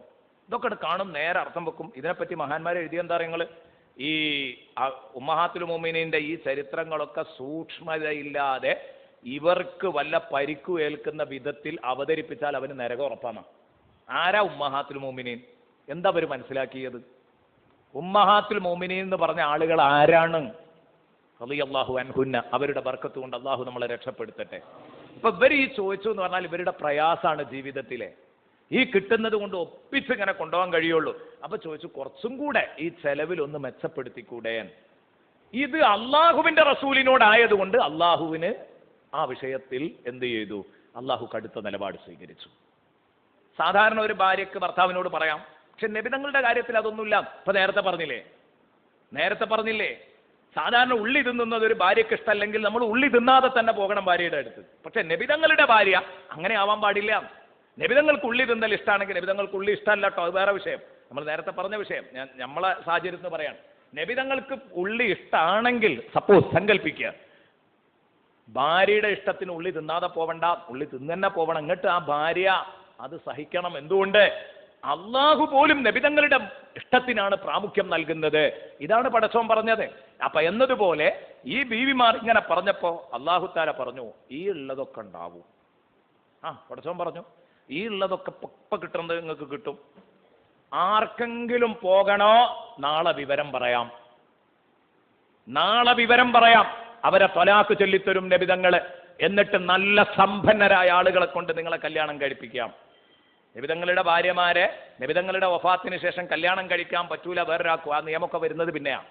ആദ്യം പറഞ്ഞു, നിങ്ങളെ വേണമെങ്കിൽ ഇന്ന് നിങ്ങൾക്ക് ആവൂലെങ്കിൽ നബിതങ്ങളുടെ ഭാര്യാപദത്തിൽ നിന്ന് ഇറങ്ങിയിട്ട് നിങ്ങൾക്ക് നല്ല ക്ഷേമമുള്ള കുടുംബത്തിൽ അബ്ദുറഹ്മാൻ ബിൻ ഔഫിന്റെ ഭാര്യയാക്കി തരാം, ഉസ്മാൻ ബിൻ അഫ്ഫാന്റെ ഭാര്യയാക്കി തരാം, നല്ല മുതലാളിമാരെ കൊണ്ട് കല്യാണം കഴിപ്പിച്ചു തരാം. നബിതങ്ങൾക്ക് ഒരു എതിർപ്പുമില്ല.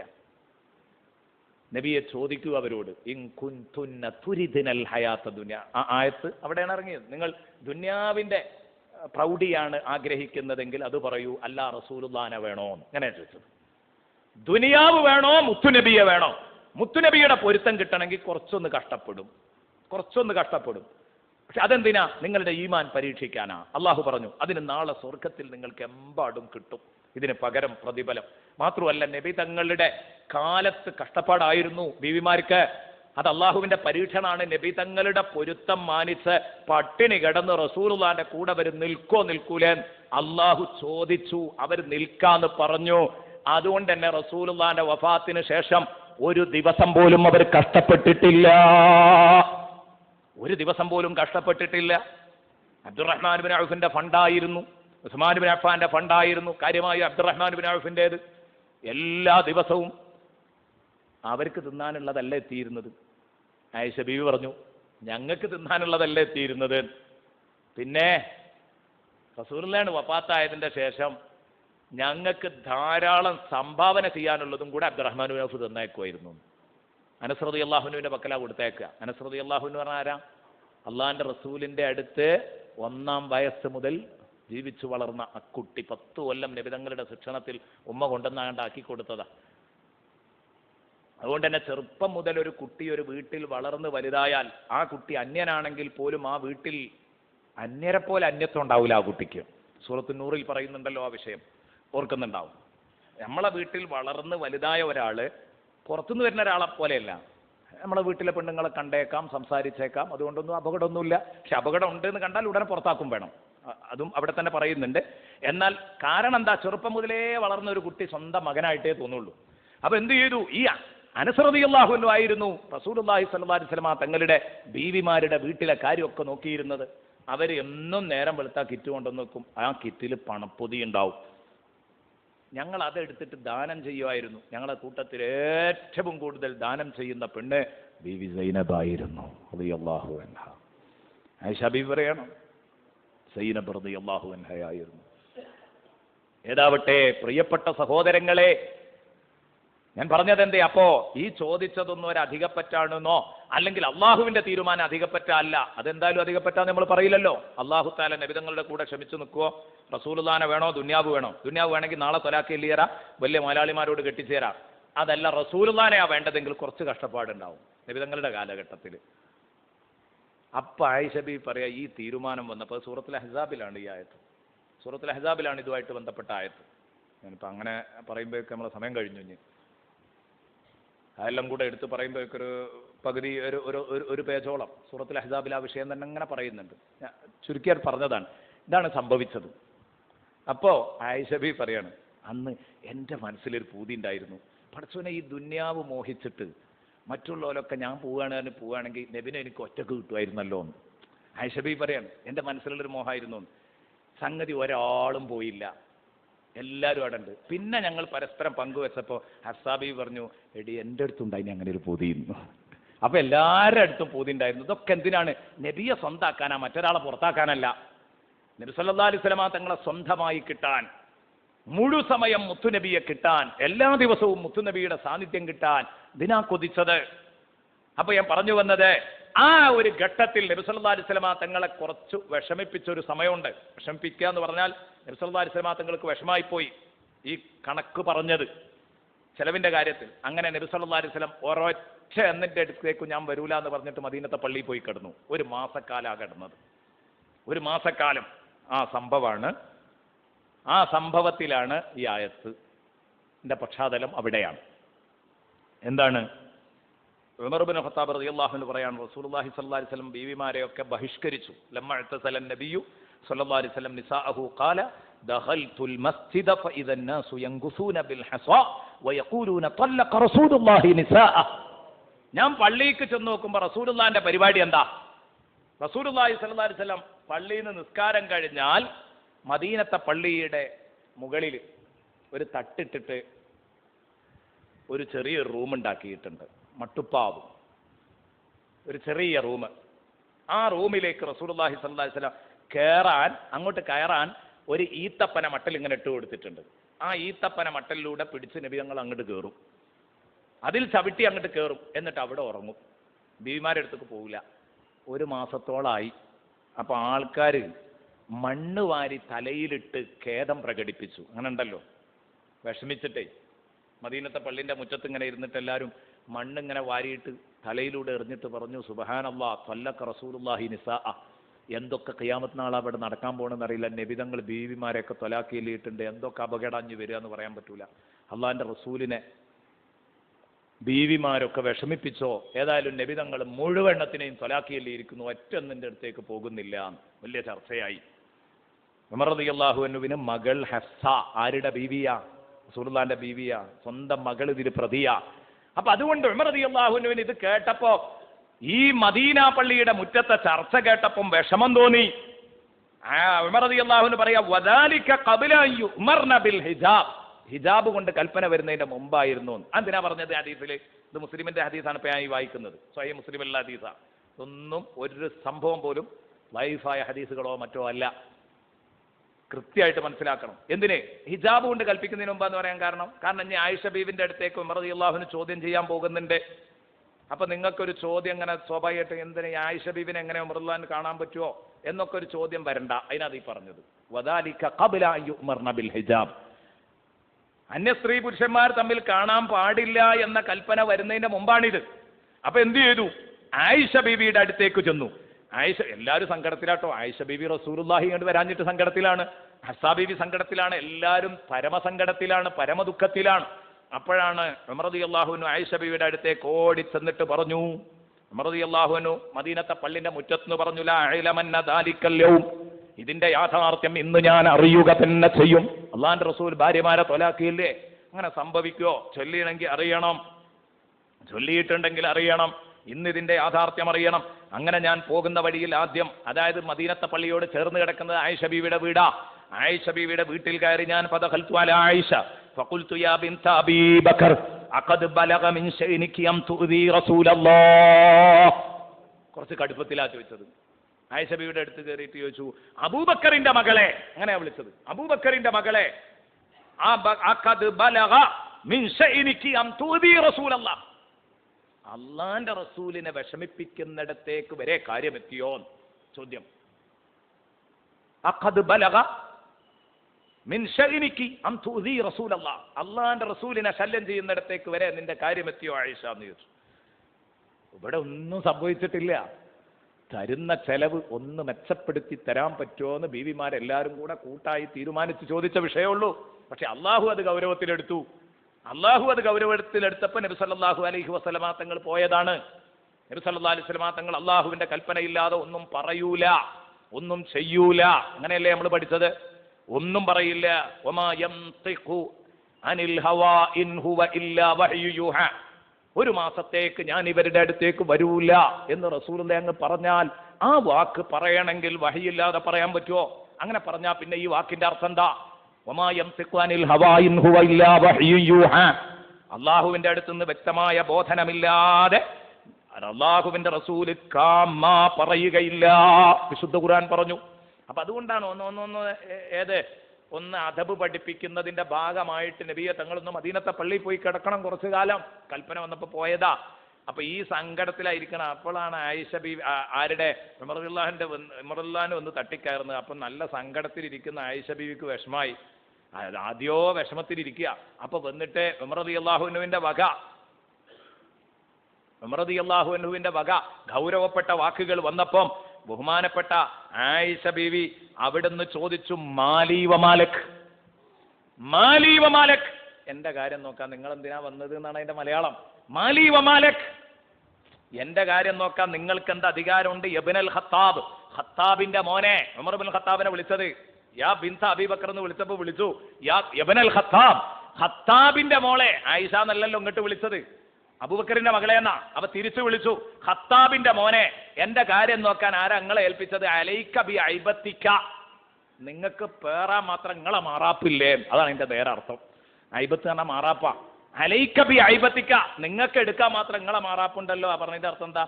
ഹഫ്സാ ബീവിന്റെ അടുത്ത് പോയി നോക്കിയും, ഹഫ്സാ ബീവി നിങ്ങളെ മോളല്ലേ, അവിടെ പോയിട്ട് തീരുമാനിച്ചിട്ട് ഇങ്ങോട്ട് വന്നാൽ മതി. അലൈക ബി ഐബത്തിക്. സുബ്ഹാനല്ലാഹ്. ഐബത്ത് എന്ന് പറഞ്ഞാൽ പഴയ സാധനങ്ങളൊക്കെ കെട്ടിപ്പൂട്ടി വെക്കുന്ന മാറാപ്പിനാണ് ഐബത്ത് എന്ന് പറയാം. അതൊരു പ്രയോഗമാണ്. അലൈക ബി ഐബത്തിക്. സുബ്ഹാനല്ലാഹ്. അപ്പൊ ഉമർ റളിയല്ലാഹു അൻഹു പറയാണ്, ഉമർ റളിയല്ലാഹു അൻഹു വലിയ ധീരനാണ്. പക്ഷേ ആയിഷ ബീവിയുടെ വളരെ യുക്തമായ ഈ സംസാരത്തിന് മുമ്പിൽ എനിക്കൊന്നും പറയാനുണ്ടായില്ല. സംഗതി അങ്ങനെ തന്നെയാണല്ലോ. ഞാൻ ആദ്യം പോകേണ്ടത് ആരെടുത്തായിരുന്നു? എൻ്റെ മകളെടുത്തായിരുന്നു. അവിടുന്നല്ലേ ഞാനിത് അന്വേഷിക്കേണ്ടത്. ആയിഷ ബീവിന്റെ അടുത്തല്ലല്ലോ പോകേണ്ടിയിരുന്നത്. എനിക്ക് ബോധം ഉദിച്ചു. ഞാൻ നേരെ ഹഫ്സന്റെ അടുത്തേക്ക് ചെന്നു. ഹഫ്സന്റെ അടുത്തേക്ക് ചെന്നിട്ട് അത് മകളല്ലേ, കുറച്ച് ആധികാരികമായിട്ട് ചോദിക്കാലോ. മകളോട് ചോദിച്ചു, അഖദ് ബലഗ മിൻ ശൈനികി അൻ തുദി റസൂലല്ലാഹ്, കളിച്ച് അള്ളാന്റെ റസൂലിനെ ശല്യം ചെയ്യുന്നിടത്ത് എത്തിയോ ഹഫ്സ? വല്ലാഹി ലഖദ് അലിംതി അന്ന റസൂലല്ലാഹി ലാ യുഹിബ്ബുക്കി. ഹഫ്സ, നിനക്ക് ശരിക്കറിയാം അള്ളാന്റെ റസൂലിന് നീ ഇത്ര വലിയ ചക്രക്കട്ടൊന്നും അല്ല. ലാ യുഹിബ്ബുക്കി, അള്ളാന്റെ റസൂല് നിന്നെ വല്ലാതെ സ്നേഹിക്കുന്നൊന്നുമില്ല, നിനക്കറിയാത്. വലൗല അന ലതല്ലഖകി റസൂലുള്ളാഹ്, ഞാൻ എന്നുള്ള ഒരാൾ ഇതിന്റെ ഇടയില്ലെങ്കിൽ നിന്നൊക്കെ എപ്പോഴും എൻ്റെ പേരെ കൊണ്ടുവന്നാക്കും. കണ്ടോ, അത് വാപ്പാക്ക് അങ്ങനെ പറയാലോ മോളോട്. നോക്കിങ്ങളാ പറയണേ, എന്നെ വിചാരിച്ചിട്ടാണ് ഹഫ്സ നിന്നെ അങ്ങനെ കൊണ്ടു നടക്കണേ, എനിക്ക് വിഷമാകുമെന്ന് വിചാരിച്ചിട്ട് റസൂലുള്ളാഹ്. നിന്നോടുള്ള ആ ഇഷ്ടം കൊണ്ടും ആഗ്രഹം കൊണ്ടുമാണെന്ന്. എന്നിട്ട് റസൂലുള്ളാഹിക്കെതിരെ ഇത്തരം കളികൾ നിങ്ങൾ കളിക്കേ എന്ന് ആയിഷ ബിവിയോട് ഹഫ്സ ബിവിയോട് അങ്ങ് ചോദിച്ചത്. ഇത് വാപ്പയാണ്, ഇവിടെ ഒന്നും പറയാൻ പോപ്പില്ലല്ലോ, വാപ്പയാണ്. ഇതാണ്ട് കേട്ടപ്പം ഫബക്കത്ത് അഷദ്ദൽ ബുകാ, ഫബക്കത്ത് അഷദ്ദൽ ബുകാ, ബഹുമാനപ്പെട്ട ബീവി ഹഫ്സ പൊട്ടിയങ്ങ് കരഞ്ഞു, പൊട്ടിയങ്ങ് കരഞ്ഞു ഹഫ്സ ബീവി റളിയല്ലാഹു അൻഹാ. അല്ലാഹുവിന്റെ റസൂൽ സല്ലല്ലാഹു അലൈഹി വസല്ലമ തങ്ങൾ ഹഫ്സ ബീവി റളിയല്ലാഹു അൻഹായെ ഇങ്ങനെയുള്ള പ്രശ്നത്തിലൊക്കെ കുടുങ്ങിയപ്പം ഒന്ന് ത്വലാഖ് ചൊല്ലിയിട്ടില്ല. ത്വലാഖ് ചൊല്ലിയാലോ എന്ന് ആലോചിച്ചൊരു നിമിഷം ഉണ്ടായിരുന്നു. അപ്പോഴേക്ക് അല്ലാഹു തആല വഹയിറങ്ങി, ലാ തുതല്ലിഖ് ഹഫ്സത ഫഇന്നഹാ ഖവ്വാമത്തുൻ സവ്വാമത്തുൻ യാ റസൂലല്ലാഹ്. നബിയെ, ഹഫ്സയെ മൊഴി ചൊല്ലരുത്, ത്വലാഖ് ചൊല്ലരുത്. ആ ഹഫ്സ രാത്രി മുഴുവൻ നിന്ന് നിസ്കരിക്കുന്നവരും പകല് നോമ്പ് നോൽക്കുന്നവരുമാണ്. ആ ഹഫ്സ ബീവിയെ നിങ്ങൾ ത്വലാഖ് ചെല്ലാൻ ആലോചിക്കുക പോലും ചെയ്യരുത് പറഞ്ഞു. ഇങ്ങനെ അള്ളാഹു ഇടപെട്ട മഹദിയാണ്. ആ മഹദി അതാ പൊട്ടിക്കരയുന്നു. വാപ്പാന്റെ വർത്താനം കേട്ടപ്പോ പൊട്ടിക്കരഞ്ഞു. ഫഖുൽതു ലഹാ അയ്ന റസൂലുള്ളാഹി. എന്നിട്ട് അള്ളാന്റെ റസൂൽ ഇപ്പൊ ഇവിടെ ഉള്ളത് വാപ്പ അന്ന് പറഞ്ഞു തരൂ. ഇവിടുന്ന് പോയിട്ട് കുറെ ദിവസമായി, ഇങ്ങോട്ട് വരുന്നതന്നല്ല. എവിടെയാണ് മുത്തുനബി ഇപ്പൊ ഉള്ളത് അതൊന്ന് പറഞ്ഞു തരൂ. കരഞ്ഞുകൊണ്ട് പറയാൻ. അപ്പൊ പറഞ്ഞു, ഹുവ ഫീ ഖിസാനതിഹി ഫിൽ മശ്റുബ, മദീനത്തെ പള്ളിയുടെ മുകളിലെ മട്ടുപ്പാവിൽ നബി സല്ലല്ലാഹു അലൈഹി വസല്ലമ തങ്ങൾ അവിടുത്തെ ആ രഹസ്യ അറയിൽ നബി സല്ലല്ലാഹു അലൈഹി വസല്ലം ആ പ്രൈവറ്റ് റൂമിൽ ഉണ്ട്. ഉടനെ തന്നെ ഹഫ്സ ബീബി റളിയല്ലാഹു അൻഹാ, ബഹുമാനപ്പെട്ട ഉമർ റളിയല്ലാഹു അൻഹു പറഞ്ഞത്, ഹഫ്സ ബീബി അല്ല, ഉമർ റളിയല്ലാഹുവിന് ചോദിച്ചു, അള്ളാഹിന്റെ റസൂൽ എവിടെയാണ്, ഇപ്പൊ എവിടെയാന്ന് നിങ്ങൾക്ക് അറിയോ? അപ്പൊ ഹഫ്സ ബീബി പറഞ്ഞു, അതെ, മദീനത്തെ പള്ളിയിലെ മട്ടുപ്പാവിലുണ്ടെന്ന് കേട്ടിട്ടുണ്ട്. ശരി. ഉമർ റളിയല്ലാഹു പറഞ്ഞു, ഞാൻ നേരെ അങ്ങോട്ട് പോയി. ഫദഖൽതു ഫഇദാ അന ബിറബാഹിൻ ഗുലാമി റസൂലില്ലാഹ്, അല്ലാഹുവിന്റെ റസൂലിന്റെ ഖാദിമായ റബാഹ് റളിയല്ലാഹു അൻഹുവിന്റെ അടുത്താ ഞാൻ എത്തിയത്. നബിതങ്ങളുടെ മട്ടുപ്പാവിലേക്ക് കയറാൻ നോക്കിയപ്പം മട്ടുപ്പാവിന്റെ മുകളിൽ നബിതങ്ങളുടെ റൂമിലേക്ക് അങ്ങ് കയറുന്നതിന്റെ അടുത്ത്, റൂമിലേക്ക് കയറുന്നതിന്റെ ആ മുഖത്തുള്ള റൂമിന്റെ മുഖത്തുള്ള വാതില്, ആ വാതിലിൽ രണ്ട് കാലും തൂക്കിയിട്ട് റബാഹ് റളിയല്ലാഹു അൻഹു ഇങ്ങനെ ഇരിക്കുന്നുണ്ട്, റസൂലുള്ളാഹിന്റെ ഖാദിമ്. അങ്ങനെ അങ്ങോട്ട് കടന്നു ചെന്നപ്പം ഖായിദൻ അലാ ഉസ്കുഫത്തിൽ മശ്റൂബ, അതെ, ഈ മട്ടുപ്പാവിന്റെ ഉമ്മരപ്പടിയിൽ കാലും തൂക്കിയിരിക്കുകയാണ്. മുദല്ലിൻ റിജ്ലൈഹി അലാ നഖീരിൻ മിൻ ഖശബ് ഫഹുവ ജിദ്ഉൻ യർഖാ അലൈഹി റസൂലുള്ളാഹ്. അള്ളാന്റെ റസൂൽ റൂമിലേക്ക് കയറുന്ന ഈ ഈത്തപ്പന മട്ടൽ, ആ ഈത്തപ്പന മട്ടലിന്റെ ഉള്ളിലൂടെ കാല് തൂക്കിയിട്ട് ഇങ്ങനെ ഇരിക്കുന്നു റബാഹ് റളിയല്ലാഹു അൻഹു. സുബ്ഹാനല്ലാഹ്, ഞാൻ ഒരൊറ്റ വിളി, യാ റബാഹ് ഇസ്തഅ്ദിൻ ലീ ഇൻദക അലാ റസൂലില്ലാഹി സ്വല്ലല്ലാഹു അലൈഹി വസല്ലം, ഇസ്തഅ്ദിൻ ലീ ഇൻദക അലാ റസൂലില്ലാഹി സ്വല്ലല്ലാഹു അലൈഹി വസല്ലം, അള്ളാഹിന്റെ റസൂലിന്റെ അടുത്തേക്ക് എനിക്ക് വേണ്ടി ഒന്ന് സമ്മതം ചോദിക്കോ റബാഹെ, എനിക്ക് നബിനെ ഒന്ന് കാണണം, ഒരു സീരിയസ് മാറ്റർ പറയാനുണ്ട്, ചർച്ച ചെയ്യാനുണ്ട്, നബി തങ്ങളൊപ്പം കാണണം. സുബ്ഹാനല്ലാഹ്, നബി തങ്ങൾ ഇവിടെ ഇരുത്തിയേക്കാ റബാഹിനെ, ഇങ്ങോട്ടാരും കയറാനാക്കരുത്. റബാഹിനെ ഇവിടെ ഇരുത്തിയിരിക്കുകയാണ്, ഇങ്ങോട്ടാരും കയറാനാക്കരുത്. റബാഹ് റളിയല്ലാഹു അൻഹു കടന്നു വിറച്ചു. ഇതിന്റെ കാരണം എന്താണെന്നറിയോ? ഇപ്പുറത്ത് നബി പറഞ്ഞിട്ടുണ്ട് ആരും എന്ത് ചെയ്യരുത്, കടത്തി വിടരുത്. പുറത്ത് കടക്കട്ടെ എന്ന് ചോദിക്കണമെങ്കിൽ ആരുമാണ്? ഉമർ റളിയല്ലാഹു അൻഹു. ഉമർ റളിയല്ലാഹു അൻഹു ഇവർക്കൊക്കെ വലിയ പേടിയാ, ആള് കുറച്ച് സ്ട്രോങ് ആണല്ലോ. അപ്പോൾ ഉമർ റളിയല്ലാഹു അൻഹു ആയതുകൊണ്ട് ഒരു പേടി. അപ്പൊ റബാഹ് റളിയല്ലാഹു അൻഹു ഇവിടെ ആരും കയറാൻ പറ്റൂല എന്ന് പറഞ്ഞാൽ ഉമർ റളിയല്ലാഹു അൻഹു എന്താ ചെയ്യാന്ന് അറിയില്ല. അപ്പൊ ഉമർ റളിയല്ലാഹു അൻഹു റബാഹ് റളിയല്ലാഹു അൻഹു പേടിച്ചിട്ട് ഫനദറ റബാഹുൻ ഇലൽ ഗുർഫ സുമ്മ യൻദുറു ഇലയ്യ. ഉമർ റളിയല്ലാഹു അൻഹു പറയാം, നബി തങ്ങൾ കിടക്കണ റൂമൊക്കൊന്നും ഇങ്ങനെ എത്തി നോക്കും, പിന്നെ എൻ്റെ മുഖത്തേക്കും ഇങ്ങനെ നോക്കും, ഒന്നും പറയില്ല, പേടിച്ചിട്ടാണ്. എന്താ പറയേണ്ടതെന്ന് അറിയില്ല, എന്താ ചെയ്യേണ്ടതെന്ന് അറിയില്ല. അള്ളാഹിന്റെ റസൂൽ സമ്മതം കൊടുക്കുകയാണെങ്കിൽ ഇങ്ങോട്ട് കയറ്റാം, അതിനാണ് റൂമിക്ക് നോക്കുന്നത്. അവിടുന്ന് ഒരു റിസൾട്ടും ഇല്ല, ഇവിടേക്ക് നോക്കിയിട്ട് എന്താ പറയേണ്ടതെന്ന് അറിയൂല. ഫലം യഖുൽ ശൈഅ, ഒന്നും മിണ്ടണില്ല, അങ്ങോട്ടും നോക്കും ഇങ്ങോട്ടും നോക്കും. ഞാൻ പറഞ്ഞു, യാ റബാഹ് ഇസ്തഗ്ദിൻ ലി ഇൻദക അലാ റസൂലില്ല, ഞാൻ പറഞ്ഞില്ലേ റബാഹെ, റസൂലുള്ളാഹിനോട് ചെന്ന് പറയൂ ഉമർ റളിയല്ലാഹു അൻഹു ഇങ്ങോട്ട് വരട്ടെ എന്ന് ചോദിക്കുന്നുണ്ട്, സമ്മതം ചോദിക്കുന്നുണ്ട് എന്ന് പറ. അപ്പോഴും റബാഹ് ഇങ്ങനെ തന്നെയാണ്, റൂമിക്ക് നോക്കൂ, എൻ്റെ അടുത്തേക്ക് നോക്കും, ഒന്നും പറയില്ല. അപ്പൊ എനിക്ക് മനസ്സിലായി, ഈ പോക്ക് പോയാൽ അപ്പോൾ ഇത് നടക്കൂല. കാരണം നബി വിവരം അറിയുന്നില്ല, ഞാൻ ഇവിടുന്നാണ് പറയണത്, നബി കേൾക്കണുണ്ടോ എന്ന് അറിയില്ല. അപ്പൊ സുമ്മ റഫഅ്തു റഅ്സി, എന്താ കാരണം? ആദ്യം ശബ്ദം ഉയർത്താതെയാ സംസാരിച്ചത്. നബിതങ്ങളുടെ അടുത്ത് വളരെ അതുപോലെ അവർ സംസാരിക്കുള്ളൂ. പിന്നെ നബിതങ്ങൾ ഇതിപ്പോൾ എന്തായാലും റബാഹ് പറഞ്ഞിട്ട് ഇപ്പോൾ തൽക്കാലം എനിക്ക് പെർമിഷൻ കിട്ടൂല, കാരണം റബാഹിന് പേടിയാണ് ഇത് ചോദിക്കാൻ.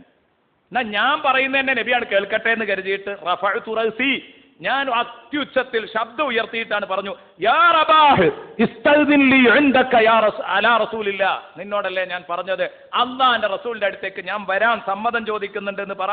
ഫഇന്നി അദുന്നു അന്ന റസൂലല്ലാഹി ളന്ന അന്നി ജിഅ്തു മിൻ അജ്രി ഹഫ്സ, ഞാൻ ധരിക്കുന്നു ഞാൻ ഈ പറയുന്നത് നബിതങ്ങൾ കേട്ടിട്ടും നബിതങ്ങൾ എനിക്ക് സമ്മതം തരുന്നില്ലെങ്കിൽ ഒരു പക്ഷേ അള്ളാഹുവിന്റെ റസൂൽ വിചാരിച്ചത് ഞാൻ ഹഫ്സയുടെ കാര്യത്തിൽ കോംപ്രമൈസ് പറയാൻ വേണ്ടി വന്നതാണ് എന്ന് കരുതിയിട്ടുണ്ടെങ്കിൽ അങ്ങനെ നബിതങ്ങൾ വിചാരിച്ചോ എന്ന് എനിക്ക് തോന്നുകയാണ്. കാരണം എന്താ, ഇവിടെ വന്നിരിക്കുന്നത് പിണങ്ങിപ്പോന്ന ഭാര്യയുടെ വാപ്പയാണ്, അമ്മോശനാണ്.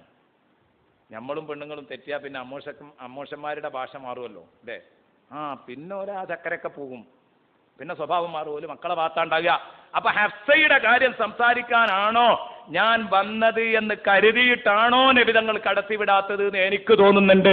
വല്ലാഹി വല്ലാഹി വല്ലാഹി വല്ലാഹി, അല്ലാഹുവാണ് സത്യം. ലഇൻ അമറനീ റസൂലുള്ളാഹി ബിളർബി ഉനുഖിഹാ ലഅദ്രിബന്ന ഉനുഖഹാ, അല്ലാഹുവാണ് സത്യം. എന്റെ പൊന്നുമോളെ ഹഫ്സയുടെ പേരടി വെട്ടിയിട്ട് കഴുത്ത് വെട്ടിയിട്ട് വന്നെങ്കിൽ ഇങ്ങോട്ട് സമ്മതം തരുള്ളൂ എങ്കിൽ എന്റെ ഹഫ്സനെ കഴുത്ത് വെട്ടിയിട്ട് ഞാൻ ഇങ്ങ് വരും എന്ന് അള്ളാഹുവിന്റെ റസൂലിനോട് പറ. ഞാൻ ഹഫ്സന്റെ കാര്യത്തിൽ ചർച്ച ചെയ്യാൻ വന്നതല്ല, ഹഫ്സക്ക് അനുകൂലമായി സംസാരിക്കാൻ വന്നതല്ല, അതല്ല എന്റെ വിഷയം. എനിക്ക് വളരെ പ്രധാനപ്പെട്ട ഒരു കാര്യം സംസാരിക്കാനുണ്ട്, അത് പറയാൻ വേണ്ടി വന്നതാ. എന്റെ മകളുടെ കാര്യം പറയാൻ വേണ്ടി വന്നതല്ല. അള്ളാന്റെ റസൂൽ ഹഫ്സന്റെ തല വെട്ടണം എന്ന് പറഞ്ഞാൽ അത് വെട്ടിയിട്ട് വരും ഞാൻ. എനിക്ക് മകളെക്കാൾ ഇഷ്ടം ഹബീബിനോടാണ്. നിങ്ങൾ ലാ യുഅ്മിനു അഹദുക്കും ഹത്താ അകൂന അഹബ്ബ ഇലൈഹി മിൻ വാലിദിഹി വവലദിഹി വന്നാസി അജ്മഈൻ. എപ്പോഴും കേൾക്കുന്ന ഹദീസ് അല്ലേ, സ്വന്തം മക്കളെക്കാൾ നബിയെ സ്നേഹിക്കണം. കണ്ടോ പ്രയോഗം. ഇപ്പൊ നബിതങ്ങൾ കഴുത്താട് വെട്ടണം എന്ന് പറഞ്ഞാൽ വെട്ടും.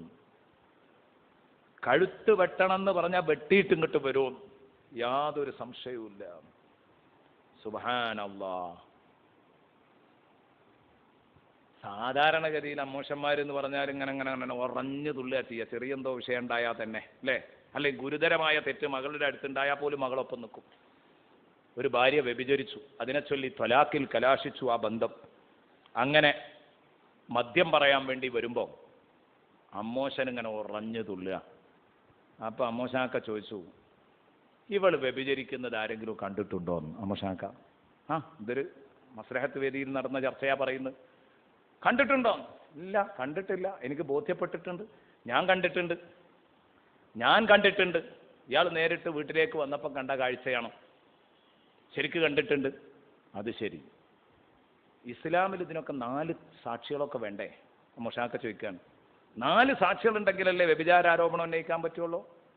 അത് ഭാര്യ ഭർത്താക്കന്മാരുടെ വിഷയത്തിൽ മാത്രമല്ല.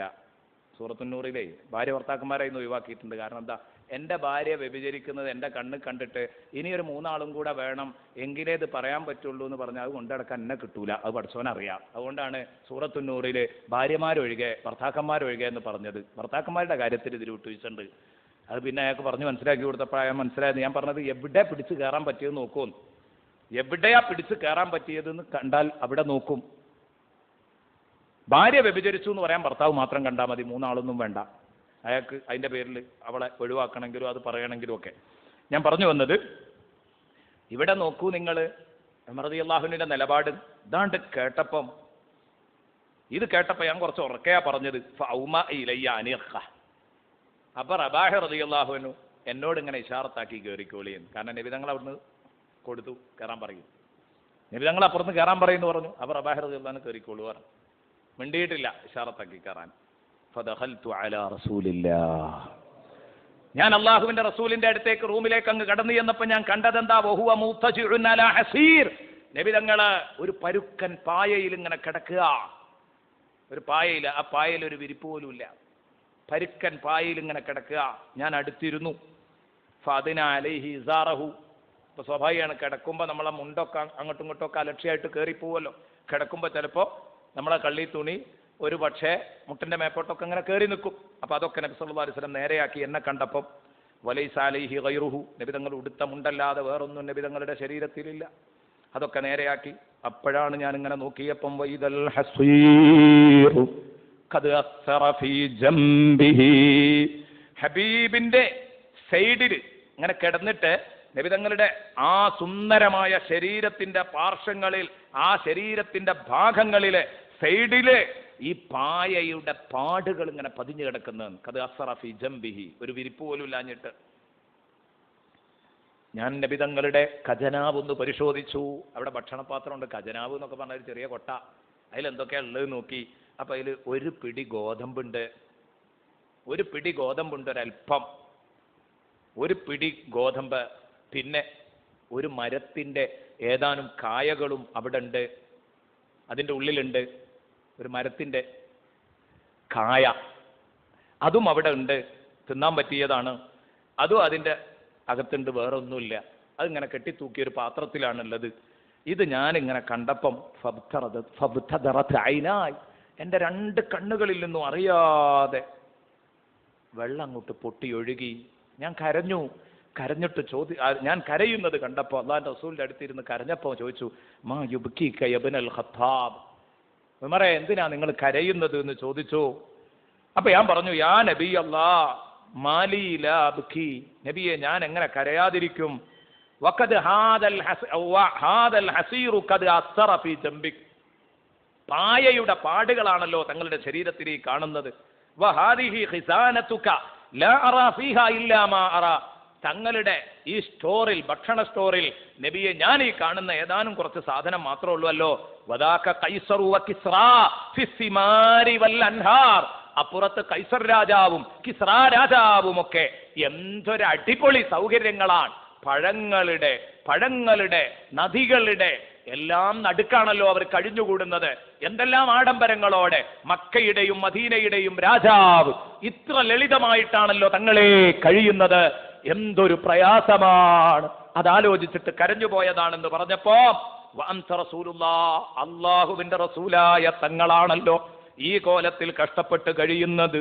അപ്പൊ പറഞ്ഞു നബി തങ്ങൾ, ഇബ്നുൽ ഖത്താബ്, കരയുന്ന എന്നെങ്ങനെ സമാധാനിപ്പിച്ചു.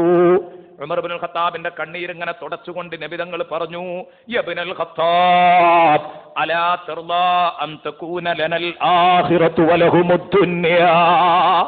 ഇബ്നുൽ ഖത്താബെ, ഖത്താബിന്റെ മോൻ ഉമർ ഇബ്നുൽ ഖത്താബിനോട് പറയാണ്, ഉമറേ ഞമ്മക്ക് ആഖിറവും അവർക്ക് ദുനിയാവും ആയിക്കോട്ടെ. അവരുടെ ജീവിത സൗകര്യങ്ങളൊന്നും കണ്ട് എന്റെ കാര്യത്തിൽ നീ കഷ്ടപ്പെടല്ലേ. ഞമ്മക്ക് അല്ലാഹു ആഖിറം തന്നു, അവർക്ക് ദുനിയാവും കൊടുത്തെങ്കിൽ അവിടെ എന്താ സങ്കടപ്പെടാൻ എന്ന് സയ്യിദുനാ റസൂലുള്ളാഹി തങ്ങൾ പറഞ്ഞപ്പം ഖുൽതു ബലാ, ഞാൻ പറഞ്ഞു അതേ നബിയേ. അത് കേൾക്കുമ്പോൾ ഒരു സമാധാനമുണ്ട്, അത് ചോദിക്കുമ്പം അത് കാണുമ്പോൾ എനിക്കൊരു സമാധാനം, അത് കേൾക്കുമ്പോൾ ഒരു സമാധാനമുണ്ട്. എന്നിട്ട് ഞാൻ നബി തങ്ങളുടെ അടുത്തേക്ക് അങ്ങ് നീങ്ങിയിരുന്നപ്പം മുഖത്ത് നല്ല വിഷമമുണ്ട്. നബി സല്ലല്ലാഹു അലൈഹി വസല്ലമ തങ്ങളോട് ഞാൻ ചോദിച്ചു, മാ യശുഖു അലൈക മിൻ ശൈഇൻ നിസാ. ഈ വിഷയമൊക്കെ പറഞ്ഞതിന്റെ ശേഷം ഹസ്സയുടെ മാത്രം കാര്യം സംസാരിക്കാനും അവളങ്ങൾ തിരിച്ചെടുക്കണം, എത്ര ദിവസമായി എൻ്റെ മോളെടുത്തേക്ക് വന്നിട്ട് എന്താ ഇപ്പോൾ വിചാരിച്ചു നോക്കാൻ വേണ്ടി ചെന്നതല്ല. നബിയെ തങ്ങളുടെ ഭാര്യമാരുടെ കാര്യത്തിൽ എന്തൊരു പ്രയാസത്തിലാ തങ്ങളുള്ളത്. തങ്ങൾ ബീവിമാരെ ത്വലാഖ് ചൊല്ലിയിട്ടുണ്ടെങ്കിൽ, അണ്ടാ ഇതിനായിരുന്നു എൻ്റെ മോളങ്ങൾക്ക് കെട്ടിച്ചെന്ന് ചോദിച്ചാണ്ട് ബടായി പറയല്ല, പിന്നെ എന്താ പറയണത്? ഭാര്യമാരുടെ കാര്യത്തിൽ മൊത്തം മുഅ്മിനീങ്ങൾ കൺഫ്യൂഷനിലാണ്. നിങ്ങൾ അവരെ ത്വലാഖ് ചൊല്ലിയിട്ടുണ്ടെങ്കിൽ, നബിയെ നിങ്ങളുടെ ബീവിമാർ തങ്ങളെ വിഷമിപ്പിച്ചു, നിങ്ങൾ അവരെ ത്വലാഖ് ചൊല്ലി എന്ന് സങ്കല്പിക്കുക. അങ്ങനെയാണെങ്കിൽ നബിയെ തങ്ങൾക്കൊരു കുഴപ്പവും വരൂല, പോകട്ടെ അവർ. ഫഇന്നല്ലാഹ മഅക്, അല്ലല്ലേ നബിയെ തങ്ങളുടെ കൂടെ. വജിബ്രീൽ, ജിബ്രീൽ ഇല്ലേ തങ്ങളെ കൂടെ. വമലായികത്തുഹു, അല്ലാഹുവിന്റെ മലക്കുകൾ. വജിബ്രീൽ വമീകായിൽ, ജിബ്രീൽ ഇല്ലേ മീകായിൽ ഇല്ലേ. വഅന അബൂബക്കർ, ഞാനും അബൂബക്കർ എന്നും നിങ്ങളൊപ്പം ഉണ്ടാവൂലേ നബിയെ. നിങ്ങൾ ഭാര്യമാരെ ത്വലാഖ് ചൊല്ലിയിട്ടുണ്ടെങ്കിൽ എന്ത് വരാൻ പോകുന്നു? വൽ മുഅ്മിനൂന മഅക്, ബാക്കിയുള്ള മുഅ്മിനീങ്ങളൊക്കെ നിങ്ങളൊപ്പം ഉണ്ടാവൂലേ. അതുകൊണ്ട് ത്വലാഖ് ചൊല്ലിയിട്ടുണ്ടെങ്കിൽ ഒരു വിഷമവും വേണ്ട, ഒരു വിഷമവും വേണ്ട. തങ്ങൾ തുറന്നങ്ങ് പറഞ്ഞേക്ക്, ഭാര്യമാരെ ത്വലാഖ് ചൊല്ലിയിട്ടുണ്ടെങ്കിൽ നാട്ടിൽ വലിയ കുഴപ്പമാണ്. മക്കത്തെ മദീനത്തെ പള്ളിയുടെ മുറ്റത്ത് മുഅ്മിനീങ്ങൾ മുഴുവനും ഇരുന്നിട്ട് തലയിൽ മണ്ണ് വാരി ഖേദം പ്രകടിപ്പിച്ചുകൊണ്ട് അവരവിടെ ഇരുന്നിട്ട് പറയാണ്, എന്തൊക്കെ കാലക്കേടാ വരാൻ പോകുന്നതെന്ന് അറിയില്ല, അള്ളാഹിന്റെ റസൂൽ ഭാര്യമാരെ മുഴുവനും ത്വലാഖ് ചൊല്ലിയിരിക്കുന്നു, അതുകൊണ്ട് നബിയെ എന്തു വേണം, എന്താണ് ഇതിലെ തീരുമാനമെന്ന് അറിയിക്കണം. അള്ളാഹുവിന്റെ റസൂൽ സല്ലല്ലാഹു അലൈഹി വസല്ലമ തങ്ങൾ പറഞ്ഞു, ലാ മാ തല്ലഖ്തുഹുന്ന, ഇല്ല, ഞാൻ അവരെ ത്വലാഖ് ചൊല്ലിയിട്ടില്ല. താൽക്കാലികമായിട്ട് ഒരു താൽക്കാലിക ശിക്ഷ കൊടുത്തതാണ്, അത്രമാത്രം. ത്വലാഖ് ചൊല്ലിയിട്ടില്ല, അത് അള്ളാഹിന്റെ കൽപ്പനയാണ്, അതിവിടെ നടപ്പാക്കിയതാണ്, ഒരു വിഷയവും ഇല്ലട്ടോ എന്ന് പറഞ്ഞു. അതാണ് ഉമർ റളിയല്ലാഹു അൻഹു പറയാ, ഞാൻ ഇതാണ്ട് പറഞ്ഞപ്പോഴേക്ക് ആയത്തിറങ്ങി, ഞാനിത് പറഞ്ഞപ്പോഴേക്ക് ആയത്തിറങ്ങി. ആ ആയത്താണ് നേരത്തെ നമ്മൾ ഓതിയത്. ഏത്? ഇൻ തതൂബാ ഇലല്ലാഹി ഫഖദ് സഗത് ഖുലൂബുകുമാ വഇൻ തളാഹറാ അലൈഹി ഫഇന്നല്ലാഹ ഹുവ മൗലാഹു വജിബ്രീലു വസാലിഹുൽ മുഅ്മിനീന വൽ മലായികതു ബഅദ ദാലിക വഹീർ. ഉമർ റളിയല്ലാഹു അൻഹു പറഞ്ഞ അതേ ശബ്ദം, നിങ്ങളെ ബീവിമാരെ തങ്ങളങ്ങ് ഒഴിവാക്കിയെങ്കിൽ ഒരു ചുക്കും വരാനില്ല, ഇവരൊക്കെ തങ്ങളൊപ്പം ഉണ്ടാകും. അതുകൊണ്ട് തങ്ങളെ പൊരുത്തം നോക്കി ബീവിമാർ നിന്നോളം, ബീവിമാരുടെ ഇഷ്ടത്തിനൊത്ത് തങ്ങൾ നിൽക്കേണ്ട തങ്ങളെ. അല്ലാഹു റബ്ബുൽ ഇസ്സത്ത് മുത്തുനബി സല്ലല്ലാഹു അലൈഹി വസല്ലമ തങ്ങളോട് അങ്ങ് പറഞ്ഞു, ഇവരെ ത്വലാഖ് ചൊല്ലിയാൽ ഇതിലും നല്ല ബീവിമാരെ അല്ലാഹു നിങ്ങൾക്ക് പകരം തരും നബിയെ എന്ന് പരിചയപ്പെടുത്തുകയാണ് ബഹുമാനപ്പെട്ട സയ്യിദുനാ ഉമർ ഇബ്നുൽ ഖത്താബ് റളിയല്ലാഹു അൻഹു പറഞ്ഞു. ഇതാണ്ട് കേട്ടപ്പോൾ പിന്നെ ഒന്നും നോക്കിയില്ല, ഞാൻ അവിടുന്ന് ഇങ്ങോട്ട് ഇറങ്ങി. ഞാൻ പള്ളിക്കാട് പോയി. പള്ളിയിൽ പോയിട്ട് പള്ളിയിലുണ്ട്, സങ്കടപ്പെട്ട് ഇങ്ങനെ ഇരിക്കുന്നു. ഈ വിഷയത്തിലൊരു തീരുമാനമാകാതെ സ്വഹാബത്ത്. അവരോട് ഞാൻ പറഞ്ഞു, ത്വല്ലഖ റസൂലുള്ളാഹി നിസാഅഹു എന്നും പറഞ്ഞ് സങ്കടപ്പെട്ടിരിക്കുന്നവരോട് പറഞ്ഞു, ദാ അത് നബി തങ്ങളോട് ചോദിച്ചിട്ടുണ്ട് കേട്ടോ. അവരവിടെ സങ്കടപ്പെട്ടിരിക്കുകയാണ്.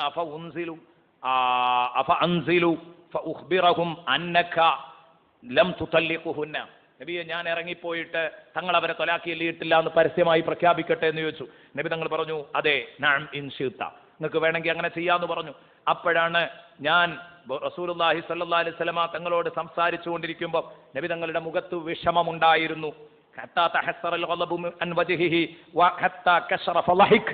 നബി സ്വല്ലല്ലാഹു അലൈഹി വസല്ലമ തങ്ങളുടെ മുഖത്തെ വിഷമങ്ങളൊക്കെ അങ്ങോട്ട് അകന്ന് നബി തങ്ങളുടെ പല്ല് പുറത്തേക്ക് ഇങ്ങനെ വരാൻ തുടങ്ങി. നബി തങ്ങൾ ഇങ്ങനെ ചിരിച്ചു, നല്ല ഒരു സന്തോഷം വന്നിരിക്കുകയാണ്. നബി സല്ലല്ലാഹു അലൈഹി വസല്ലം ചിരിക്കുകയാണെങ്കിൽ വകാന മിൻ അഹ്സനിൻ നാസി സഗ്റ, എന്തൊരഴകായിരുന്നു മുത്തുനബിയെ പല്ല് കാട്ടി ചിരിക്കുന്നത് കാണാൻ, അവിടുത്തെ മുമ്പല്ല് കണ്ട് ചിരിക്കുന്നത് എന്തൊരഴകായിരുന്നു.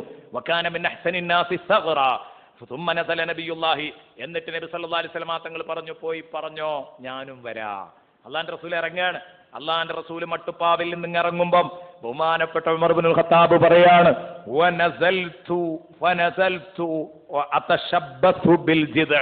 നബി തങ്ങൾ ഇറങ്ങി, ഞാനും ഇറങ്ങി. നസലൻ നബിയു വനസൽതു, നബി തങ്ങൾ ഇറങ്ങി, ഞാനും ഇറങ്ങി. ഫനസൽതു അതശബ്ബസു ബിൽ ജിദ്, ഞാന് ആ മട്ടുപ്പാവിന്റെ മുകളിലേക്ക് ഇങ്ങനെ കുത്തനെ വെച്ചിരിക്കുന്ന ആ ഈത്തപ്പന മട്ടലിലെ പറ്റിപ്പിടിച്ചുകൊണ്ടാണ് ഞാൻ കയറിയത്. ഇറങ്ങിയതും അങ്ങനെയാണ്.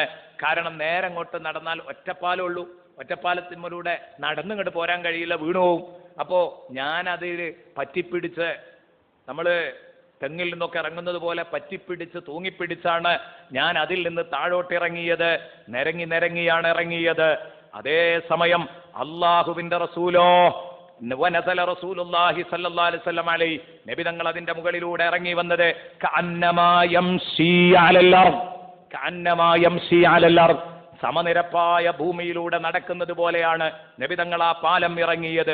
മാ യമസ്സുഹു ബിയദിഹി, കൈകൊണ്ട് ആ പാലത്തുമ്മൽ നബി തങ്ങൾ തൊട്ടിട്ടില്ല. നേരെ ചൊവ്വേ അങ്ങ് നടന്നങ്ങ് ഇറങ്ങി വന്നു. അതാണ് നബി സല്ലല്ലാഹു അലൈഹി വസല്ലം. അപ്പൊ ഞാൻ പറഞ്ഞു, യാ റസൂലല്ലാഹ്, അള്ളാന്റെ റസൂലേ, ഇന്നമാ കുന്ത ഫിൽ ഗുർഫതി 29, 29 ദിവസമായിട്ട് തങ്ങൾ റൂമിലാ. തങ്ങളെ ഈ റൂമിന്റെ ഉള്ളിലാ, കാര്യമായ ഭക്ഷണമില്ല, വെള്ളമില്ല, എന്നിട്ട് പോലും തങ്ങളൊന്ന് കൈവെക്കാതെയാണല്ലോ ഇറങ്ങിയത്. ഞാൻ നിരങ്ങിയാ തങ്ങളെ ഇറങ്ങിയത് എന്ന് ഉമർ ഇബ്നുൽ ഖത്താബ് റളിയല്ലാഹു അൻഹു പറഞ്ഞു. എന്നിട്ട് ഉമർ ഇബ്നുൽ ഖത്താബ് പറഞ്ഞു, 1 മാസക്കാലം ഒരു മാസക്കാലം തങ്ങള് ഇതിന്റെ റൂമിന്റെ ഉള്ളിലായിരുന്നല്ലോ എന്നാ പറയുന്നത്. അപ്പൊ നബി സല്ലല്ലാഹു 29 ദിവസം എന്ന് പറഞ്ഞപ്പോൾ നബി സല്ലല്ലാഹു അലൈഹി വസല്ലം പറഞ്ഞു, ഇന്ന ശഹ്റ യകൂനു 29, മാസം ചിലപ്പോൾ 29 ആകും ഉൾമറെ എന്ന് പറഞ്ഞാൽ ഒരു മാസം തന്നെ അങ്ങോട്ട് പറഞ്ഞാൽ ആ ദിവസമല്ല, ഒരു മാസാണ് ഞാൻ റൂമിൽ താമസിച്ചതെന്ന് പറയൂ.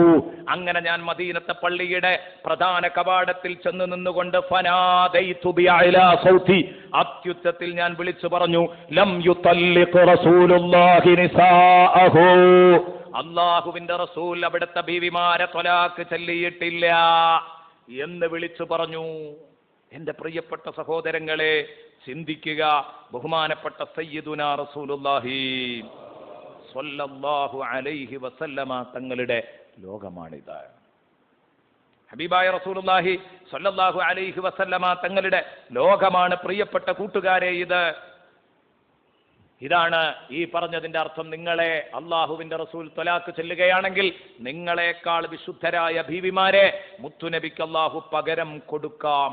അവർ മുസ്ലിമീങ്ങളായിരിക്കും, മുഅ്മിനീങ്ങളായിരിക്കും, മുസ്ലിമീങ്ങളും മുഅ്മിനീങ്ങളുമായിരിക്കും. നല്ല അനുഷ്ഠാന ബോധമുള്ളവർ, നല്ല ഈമാനുള്ളവർ. അതുപോലെ തന്നെ അവരെക്കുറിച്ച് വേറെയും കുറേ കാര്യങ്ങൾ പറഞ്ഞു. എല്ലാം നബി സല്ലല്ലാഹു അലൈഹി വസല്ലം തങ്ങളുടെ ബീവിമാരെ പറ്റി പ്രത്യേകം പറയാവുന്ന ഗുണങ്ങളാണ്. ഓരോ ബീവിമാർക്കും ഉണ്ടായിരുന്ന ഗുണങ്ങളാണ്. മുസ്ലിമാത്തിൻ, മുഅ്മിനാത്തിൻ, ഖാനിതാത്തിൻ, ഭർത്താക്കന്മാരെ അനുസരിക്കുന്ന, തായിബാത്തിൻ, തൗബ ചെയ്തു മടങ്ങുന്ന, ആബിദാത്തിൻ, ആരാധനകൾ അർപ്പിക്കുന്ന, സായിഹാത്തിൻ, നോമ്പനുഷ്ഠിക്കുന്ന, സയ്യിബാത്തിൻ, അതുപോലെ തന്നെ അവരുടെ കൂട്ടത്തിൽ പലരും വിധവകളായിരുന്നു, വഅബ്കാറ, പലരും കന്യകകളുമായിരുന്നു. എല്ലാ തരത്തിലുമുള്ള ബീവിമാർ അള്ളാഹിന്റെ റസൂലിന് നൽകിയത് റസൂലുള്ളാഹിക്ക് അള്ളാഹു നൽകിയ ഭാഗ്യമാണ്. അള്ളാഹുവിന്റെ റസൂലിന്റെ പ്രഥമകാലത്ത് നബിതങ്ങളിലേക്ക് കടന്നു വരുന്നത് ആയിഷ ബീവി എന്ന ബീവിയായിരുന്നെങ്കിൽ, അതുപോലെ ഒരു പെണ്ണായിരുന്നെങ്കിൽ എന്നർത്ഥം. അതുപോലെ ഒരു പെണ്ണായിരുന്നു കടന്നു വന്നിരുന്നതെങ്കിൽ എങ്ങനെയാണ് പ്രിയപ്പെട്ട സുഹൃത്തുക്കളെ ആ പ്രശ്നങ്ങളുടെ അഗ്നിപർവ്വങ്ങളാ സയ്യിദുനാ റസൂലുള്ളാഹി തങ്ങളുടെ മേൽ പൊട്ടി വീഴുന്നത്. ആ സമയത്ത് ഈ ചെറിയ പെൺകുട്ടിക്ക് പിടിച്ചു നിൽക്കാനാകുമായിരുന്നോ? അവിടെയാണ് നല്ല തന്റേടവും പക്വതയും ഒക്കെയുള്ള, വേണമെങ്കിൽ ധനം കൊടുത്ത് സംരക്ഷിക്കാൻ പറ്റാവുന്ന, കുടുംബ ബലത്തിൽ സംരക്ഷിക്കാൻ പറ്റാവുന്ന, പണത്തിന്റെ ബലത്തിൽ സംരക്ഷിക്കാൻ പറ്റാവുന്ന ഒരു ബീവിയെ അള്ളാഹു മുത്തുനബിക്ക് നൽകിയത് ബീബി ഖദീജത്തുൽ കുബ്ര റളിയല്ലാഹു അൻഹാ. അള്ളാഹുവിന്റെ റസൂലിന്റെ ബീവി, അവിടത്തേക്ക് ബീവിയായിട്ട് മാത്രമല്ല, നബി സല്ലല്ലാഹു അലൈഹി വസല്ലം വളരെ ചെറുപ്പം മുതൽ ഉമ്മയില്ലാതെ ജീവിച്ച റസൂലുള്ളാഹിക്ക് അവിടുന്ന് വേണമെങ്കിൽ ഒരു ഉമ്മയുടെ വാത്സല്യം കൊടുക്കാനും കൂടെ കഴിയുന്ന ബീവിയെയാണ് അള്ളാഹു ആദ്യമായി കൊടുത്തത്. സയ്യിബാത്തിൻ വഅബ്കാറ, സയ്യിബുകളെയും ബിക്റുകളെയും കന്യകകളെയും വിധവകളെയും രണ്ടു കൂട്ടരെയും കൊടുത്തതിന് അതിൻ്റെതായ ഗുണമുണ്ട്.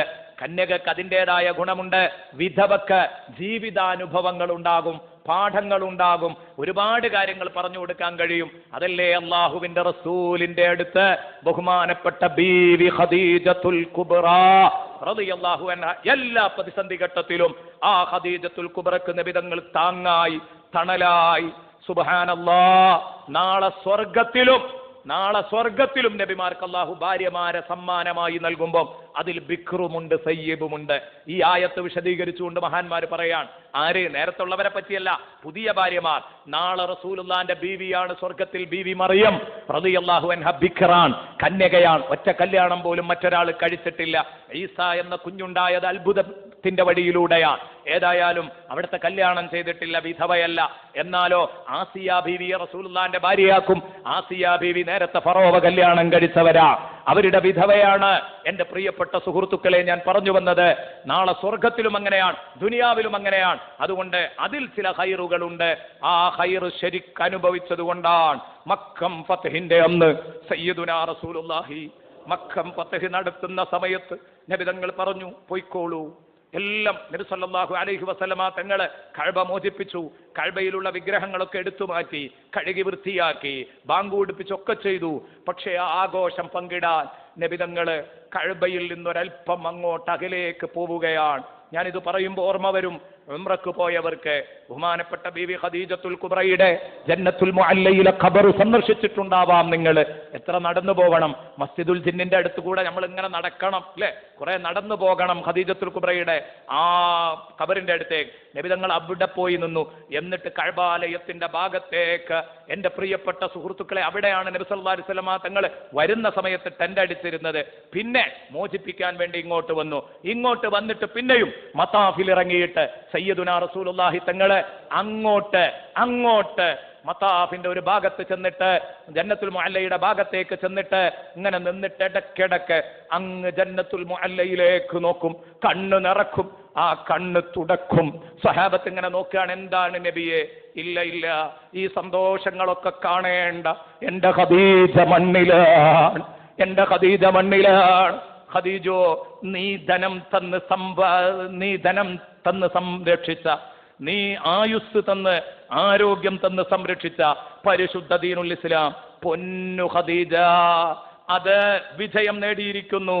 ഈ നാട്ടിൽ നിന്ന് എന്നെ ആട്ടിപ്പായിച്ചവർ ഞാൻ രണ്ടാമത് ഇങ്ങോട്ട് വന്നിരിക്കുന്നു എന്ന് ബഹുമാനപ്പെട്ട ബീവി ഖദീജത്തുൽ കുബ്ര റളിയല്ലാഹു അൻഹയോട് ഇങ്ങനെ പറയുകയാണ്. ഫാത്തിമ ബീവി ഉമ്മായുടെ അടുത്ത് തന്നെ കൂടി. ഫാത്തിമ ബീവി അവിടെ നിർത്തി. അള്ളാഹുവിന്റെ റസൂൽ ഇടക്കിടക്ക് അങ്ങോട്ട് നോക്കിയിട്ട് തേങ്ങി കരയുകയാണ്. എന്റെ കൂട്ടുകാരെ, ജീവിതത്തിൽ ഖദീജ ബീവി എത്രത്തോളം അത്താണിയായിട്ടുണ്ട്. ഇതിനാണ് സയ്യിബ സിംബ ബുഖാറ ഈ ഗുണങ്ങളൊക്കെ അള്ളാഹു നൽകിയത്, സയ്യിബുകളെ നൽകിയത്, എല്ലാം വിക്രുകളാക്കാതിരുന്നത്. അതുകൊണ്ടാണ് കന്യകകൾ മാത്രമല്ല, ധാരാളം വിധവകൾ. കാരണം വിധവകൾക്കാണ് ജീവിത പാഠങ്ങൾ കൂടുതൽ ഉണ്ടാവുക, അനുഭവങ്ങൾ ഉണ്ടാവുക, അവർക്കാണ് സമാധാനിപ്പിക്കാൻ കഴിയുക. അതുകൊണ്ട് എൻ്റെ പ്രിയപ്പെട്ട സഹോദരങ്ങളെ, അതേ ഗുണങ്ങളൊക്കെയുള്ള ബീവിമാരങ്ങളാണ് പോയാൽ വേറെ ഞാൻ കൊടുക്കും. അല്ല പറഞ്ഞു, എന്തു വേണം നിങ്ങൾ തീരുമാനിച്ചോ. എല്ലാവരും തീരുമാനിച്ചു, ഞങ്ങൾ റസൂലുള്ളാഹിന്റെ അടുത്ത് നിൽക്കുകയാണ്. അള്ളാഹുവിന്റെ റസൂലിന്റെ ബീവിമാർക്കോ പരിക്കില്ല. രണ്ടു പേരുടെയും മധുഹുകളാണ് സത്യത്തിൽ ഈ ആയത്ത് എന്ന് മനസ്സിലാക്കണം. അള്ളാഹു റബ്ബുൽ ഇസ്സത്ത് പറഞ്ഞതും കേട്ടതും ഒരു സാലിഹായ അമലായി സ്വീകരിക്കട്ടെ. മുത്തുനബിക്കൊരു ചെറിയ ക്ഷീണം എവിടെയെങ്കിലും സംഭവിച്ചാൽ അള്ളാഹു കരുത്തോടെ നബി തങ്ങളുടെ പക്ഷത്ത് അവിടെ നിൽക്കും. അതാണ് ഇതിന്ന് പഠിക്കേണ്ട പാഠം. ഇതിന്ന് കിട്ടാനുള്ള ഒറ്റ പാഠതാണ്, എന്നും നബി തങ്ങളുടെ പക്ഷത്ത്. അതിന് കുറേ ഉദാഹരണങ്ങൾ പറയാനുണ്ട്, സമയമുണ്ടെങ്കിൽ പറയായിരുന്നു. പ്രയാസം വന്നപ്പോഴൊക്കെ നബി തങ്ങളുടെ കൂടെ നിന്നു. നബിതങ്ങളുടെ കൂടെ. അപ്പൊ നബിതങ്ങളുടെ കൂടെ നിൽക്കുമ്പോൾ മറ്റു പലർക്കും ക്ഷീണാവുക നോക്കിയിട്ടേ ഇല്ല. ശക്തമായ നിൽപ്പ് നബിതങ്ങളോടൊപ്പം അള്ളാഹു നിന്നു. അതാണ് പടച്ചോനും നബിയും തമ്മിലുള്ള ബന്ധം. അള്ളാഹുവിന്റെയും മുത്തുനബിയുടെയും മഹബത്ത് ലഭിക്കുന്നവർ അള്ളാഹു എന്നെയും നിങ്ങളെയും പെടുത്തി തരട്ടെ. ഒരാൾ ഞാൻ വരുമ്പോൾ 1000 രൂപ തന്ന് മാതാപിതാക്കൾക്ക് വേണ്ടി ദ്വാരക്കണം എന്ന് പറഞ്ഞു. ആരാണ് തന്നിരുന്നത്? മാതാപിതാക്കള് മരിച്ചു പോയിട്ടുണ്ടോന്ന് അറിയില്ല അല്ലേ? ഇവിടെ ഉണ്ടോ? മരിച്ചതാ? അതെ. അമ്മാന്റെ വാപ്പി അമ്മയും, ഉമ്മാന്റെ വാപ്പി ഉമ്മയാണ്. അള്ളാഹുവേ, ആ വല്ലിപ്പക്കും വല്യമ്മക്കും നീ പുറത്തു കൊടുക്കണേ അല്ലാ. 1000 രൂപ ഈ മജ്‌ലിസിലേക്ക് സംഭാവനയായി നൽകിയിട്ടുണ്ട്, നീ സ്വീകരിക്കണേ അല്ലാ. വേറൊരാൾ, ഒരനുഭാവി 400 രൂപ മരിച്ച മാതാപിതാക്കളുടെ പേരിൽ ദുആ ചെയ്യാൻ, അള്ളാഹുവേ നീ ആ മാതാപിതാക്കൾക്കും നീ പുറത്തു കൊടുക്കണേ അല്ലാ. നമ്മൾ ദ്വാരക്കുമ്പോൾ അവരൊക്കെ ഒന്ന് കൂട്ടി ദ്വാരക്കുക. വേറെയും ധാരാളം ആളുകളുണ്ട്. ഞാൻ നേരത്തെ പറഞ്ഞിരുന്നു, നമ്മുടെ മർക്കസിന്റെ ശരീഅത്ത് കോളേജ് നിർമ്മാണത്തിലേക്ക്, ശരീഅത്ത് കോളേജിന്റെ നവീകരണം 40 കൊല്ലം മുമ്പുണ്ടാക്കിയ ബിൽഡിംഗാണ്, അതിന്റെ നവീകരണത്തിലേക്ക് പലരും ഫണ്ട് നൽകിയിട്ടുണ്ട്. ഇവിടെ തന്നെ തന്നവരുണ്ട്, തരാമെന്ന് പറഞ്ഞവരുണ്ട്. ഇനി നിങ്ങളതിൽ പങ്കെടുക്കാത്തവർ പങ്കെടുക്കണം. ആരെങ്കിലുമൊക്കെ ഞാനൊരു 25,000 തരാം, 50,000 തരാമെന്നൊക്കെ. ഒരു റൂം മുത്തഅല്ലിമീങ്ങൾക്ക് കാലാകാലം, അതിപ്പോൾ നോക്കുക നിങ്ങൾ, 40 കൊല്ലം മുമ്പ് ആരാണോ അത് സഹായിച്ചുണ്ടാക്കിയത് അവർക്ക് ഇന്നും അതിൻ്റെ കൂലി കിട്ടുകയാണ്. ഇപ്പോഴും സക്കാഫികളായി ഇത് പഠിക്കുകയാണ്. ഇനി അതൊന്ന് നവീകരിക്കുകയാണ്. അതിൻ്റെ അടിഭാഗത്തൊക്കെ ഗ്രാനൈറ്റ് മാർബിൾ വിരിച്ച് വരുന്ന മുത്തഅല്ലിമീങ്ങൾക്ക് ചുമരിൽ നല്ല അലമാരകൾ ഉണ്ടാക്കി കൊടുത്ത്, മുത്തഅല്ലിമീങ്ങൾക്ക് ഇങ്ങനെ ഈ അയൽ എന്ന സംവിധാനം ഒഴിവാക്കാൻ വേണ്ടിയുള്ള പരിപാടിയാണ്. കിതാബും ഡ്രസ്സും ഒക്കെ വെക്കാൻ അലമാരകളൊക്കെ ഉണ്ടാക്കി കൊടുക്കാൻ ഉസ്താദ് തീരുമാനിച്ചതാണ്. 40 ലക്ഷം രൂപ വരും 40 റൂമുകൾ നവീകരിക്കാൻ, പുതുതാക്കാൻ. അപ്പോൾ ആ പരിപാടിയിലേക്ക് ഒരു റൂമിൻ്റെ ചിലവൊക്കെ ചിലപ്പം റമദാൻ മാസമായിട്ടൊന്നാണ് മാറ്റി വെക്കണം, 1 ലക്ഷം ഉറുപ്യ കൊടുക്കണം എന്നൊക്കെ ആഗ്രഹിക്കുന്നവരാരെങ്കിലുമൊക്കെ ഉണ്ടാവാം. ഞാനുമായിട്ട് ബന്ധപ്പെട്ടിട്ട് അത് ചെയ്യണം. കാരണം ആ 40 ലക്ഷവും ഞങ്ങളാണ് കൊടുക്കേണ്ടത്, ഞങ്ങളുടെ ബാച്ചാണ് നൽകേണ്ടത്. അപ്പോൾ അതുകൊണ്ട് നിങ്ങൾ എത്ര തന്നാലും അതിലേക്ക് കയറൂല. വളരെ കുറഞ്ഞ പൈസ മാത്രമാണ് ആയത്, ബാക്കിയും ആവാനുണ്ട്. ഒരു 4 ലക്ഷം രൂപ അഡ്വാൻസ് ആയിട്ട് ഉസ്താദിനെ നേരത്തെ ഏൽപ്പിച്ചിട്ടുണ്ട്. ഇനി കുറച്ച് ഏൽപ്പിക്കാനായതുണ്ട്, എവിടെയും എത്തിയിട്ടില്ല. എന്ന് പറഞ്ഞാൽ ഇതുവരെ സ്വരൂപിച്ചത് ഇപ്പോഴും പകുതി പോലും ആയിട്ടില്ല, 20ലേക്ക് പോലും എത്തിയിട്ടില്ല. അപ്പോൾ ആർക്കെങ്കിലുമൊക്കെ സഹായിക്കാൻ പറ്റുമെങ്കിൽ സഹായിക്കാവുന്നതാണ് എന്ന് പ്രത്യേകം ഉണർത്തുന്നു. ഇവിടുന്ന് ചോദിക്കല്ല, ഇവിടുന്ന് പിരിവെടുക്കൽ എൻ്റെ ലക്ഷ്യമല്ല, നിങ്ങൾക്ക് കണ്ട് പറയാവുന്നതാണ് എന്ന് പ്രത്യേകം ഉണർത്തുകയാണ്. വലിയ കാര്യമാകും, ജാരിയായൊരു സ്വതക്കയാവും, എന്നും നിലനിൽക്കണ സ്വതക്കയാവും. അല്ലെങ്കിൽ ഒരു പകുതി റൂം, അല്ലെങ്കിൽ ഒരു 1/4 ഭാഗം, ഇതൊക്കെ ഏറ്റെടുക്കാൻ കഴിയുമല്ലോ. അങ്ങനെ റമദാൻ മാസത്തിൽ നല്ല നെയ്യത്തോടെ മാറ്റിവെക്കാൻ ഉദ്ദേശിക്കുന്നവരാരെങ്കിലും ഉണ്ടെങ്കിൽ പറയണം. ഇൻഷാ അല്ലാഹ് നമ്മുടെ സദസ്സിൽ പലരും, ഞാൻ അവരുടെ പേര് പറയുന്നില്ല, പേര് പറയുന്നവർക്ക് ഇഷ്ടാവില്ല, ഒരു സഹോദരൻ എല്ലാ സംരംഭങ്ങളോടും നല്ല നിലക്ക് സഹകരിക്കുന്നതാണ്. അദ്ദേഹത്തിൻ്റെ 2 മക്കളും നല്ല സംഖ്യ ഇതിലേക്ക് തരാം എന്ന് പറഞ്ഞിട്ടുണ്ട്. അള്ളാഹു തആല ബർക്കത്ത് നൽകട്ടെ, ആ കുടുംബത്തിൽ അള്ളാഹു ബർക്കത്ത് നൽകട്ടെ. അള്ളാഹുവെ ആ കുടുംബത്തിൽ ബർക്കത്ത് നൽകണേ അള്ളാഹ്. അവരുടെ ഉമ്മയുടെ അസുഖം നീ പൂർണ്ണമായി സുഖപ്പെടുത്തി കൊടുക്കണേ അള്ളാഹ്. ആ കുടുംബത്തിൽ എന്നും ഐക്യവും പൊരുത്തവും നീ നൽകണേ അള്ളാഹ്. ആ മാതാപിതാക്കളെയും മക്കളെയും നീ കുടുംബത്തിൽ ഒരുമിപ്പിക്കണേ അള്ളാഹ്. അതുപോലെ നമുക്കൊക്കെ നമ്മുടെ കുടുംബത്തോടൊപ്പം സ്വർഗത്തിൽ ഒരുമിക്കാൻ അള്ളാഹു തൗഫീഖ് നൽകട്ടെ. ആമീൻ എന്ന് ദുആ ചെയ്യുന്നു. ദ്വാരക്കാൻ പോവാണ്. ദുആ ചെയ്യുമ്പോൾ നേരത്തെ ഈ പറഞ്ഞ സംഭാവന നൽകിയ ആളുകൾക്ക് വേണ്ടിയും കൂടെ ദുആ ചെയ്യേണ്ടതുണ്ട്. പള്ളിക്ക് സംഭാവന നൽകിയവർക്ക് ഇൻഷാ അല്ലാഹ് ദ്വാരക്കുകയാണ്. നമ്മുടെ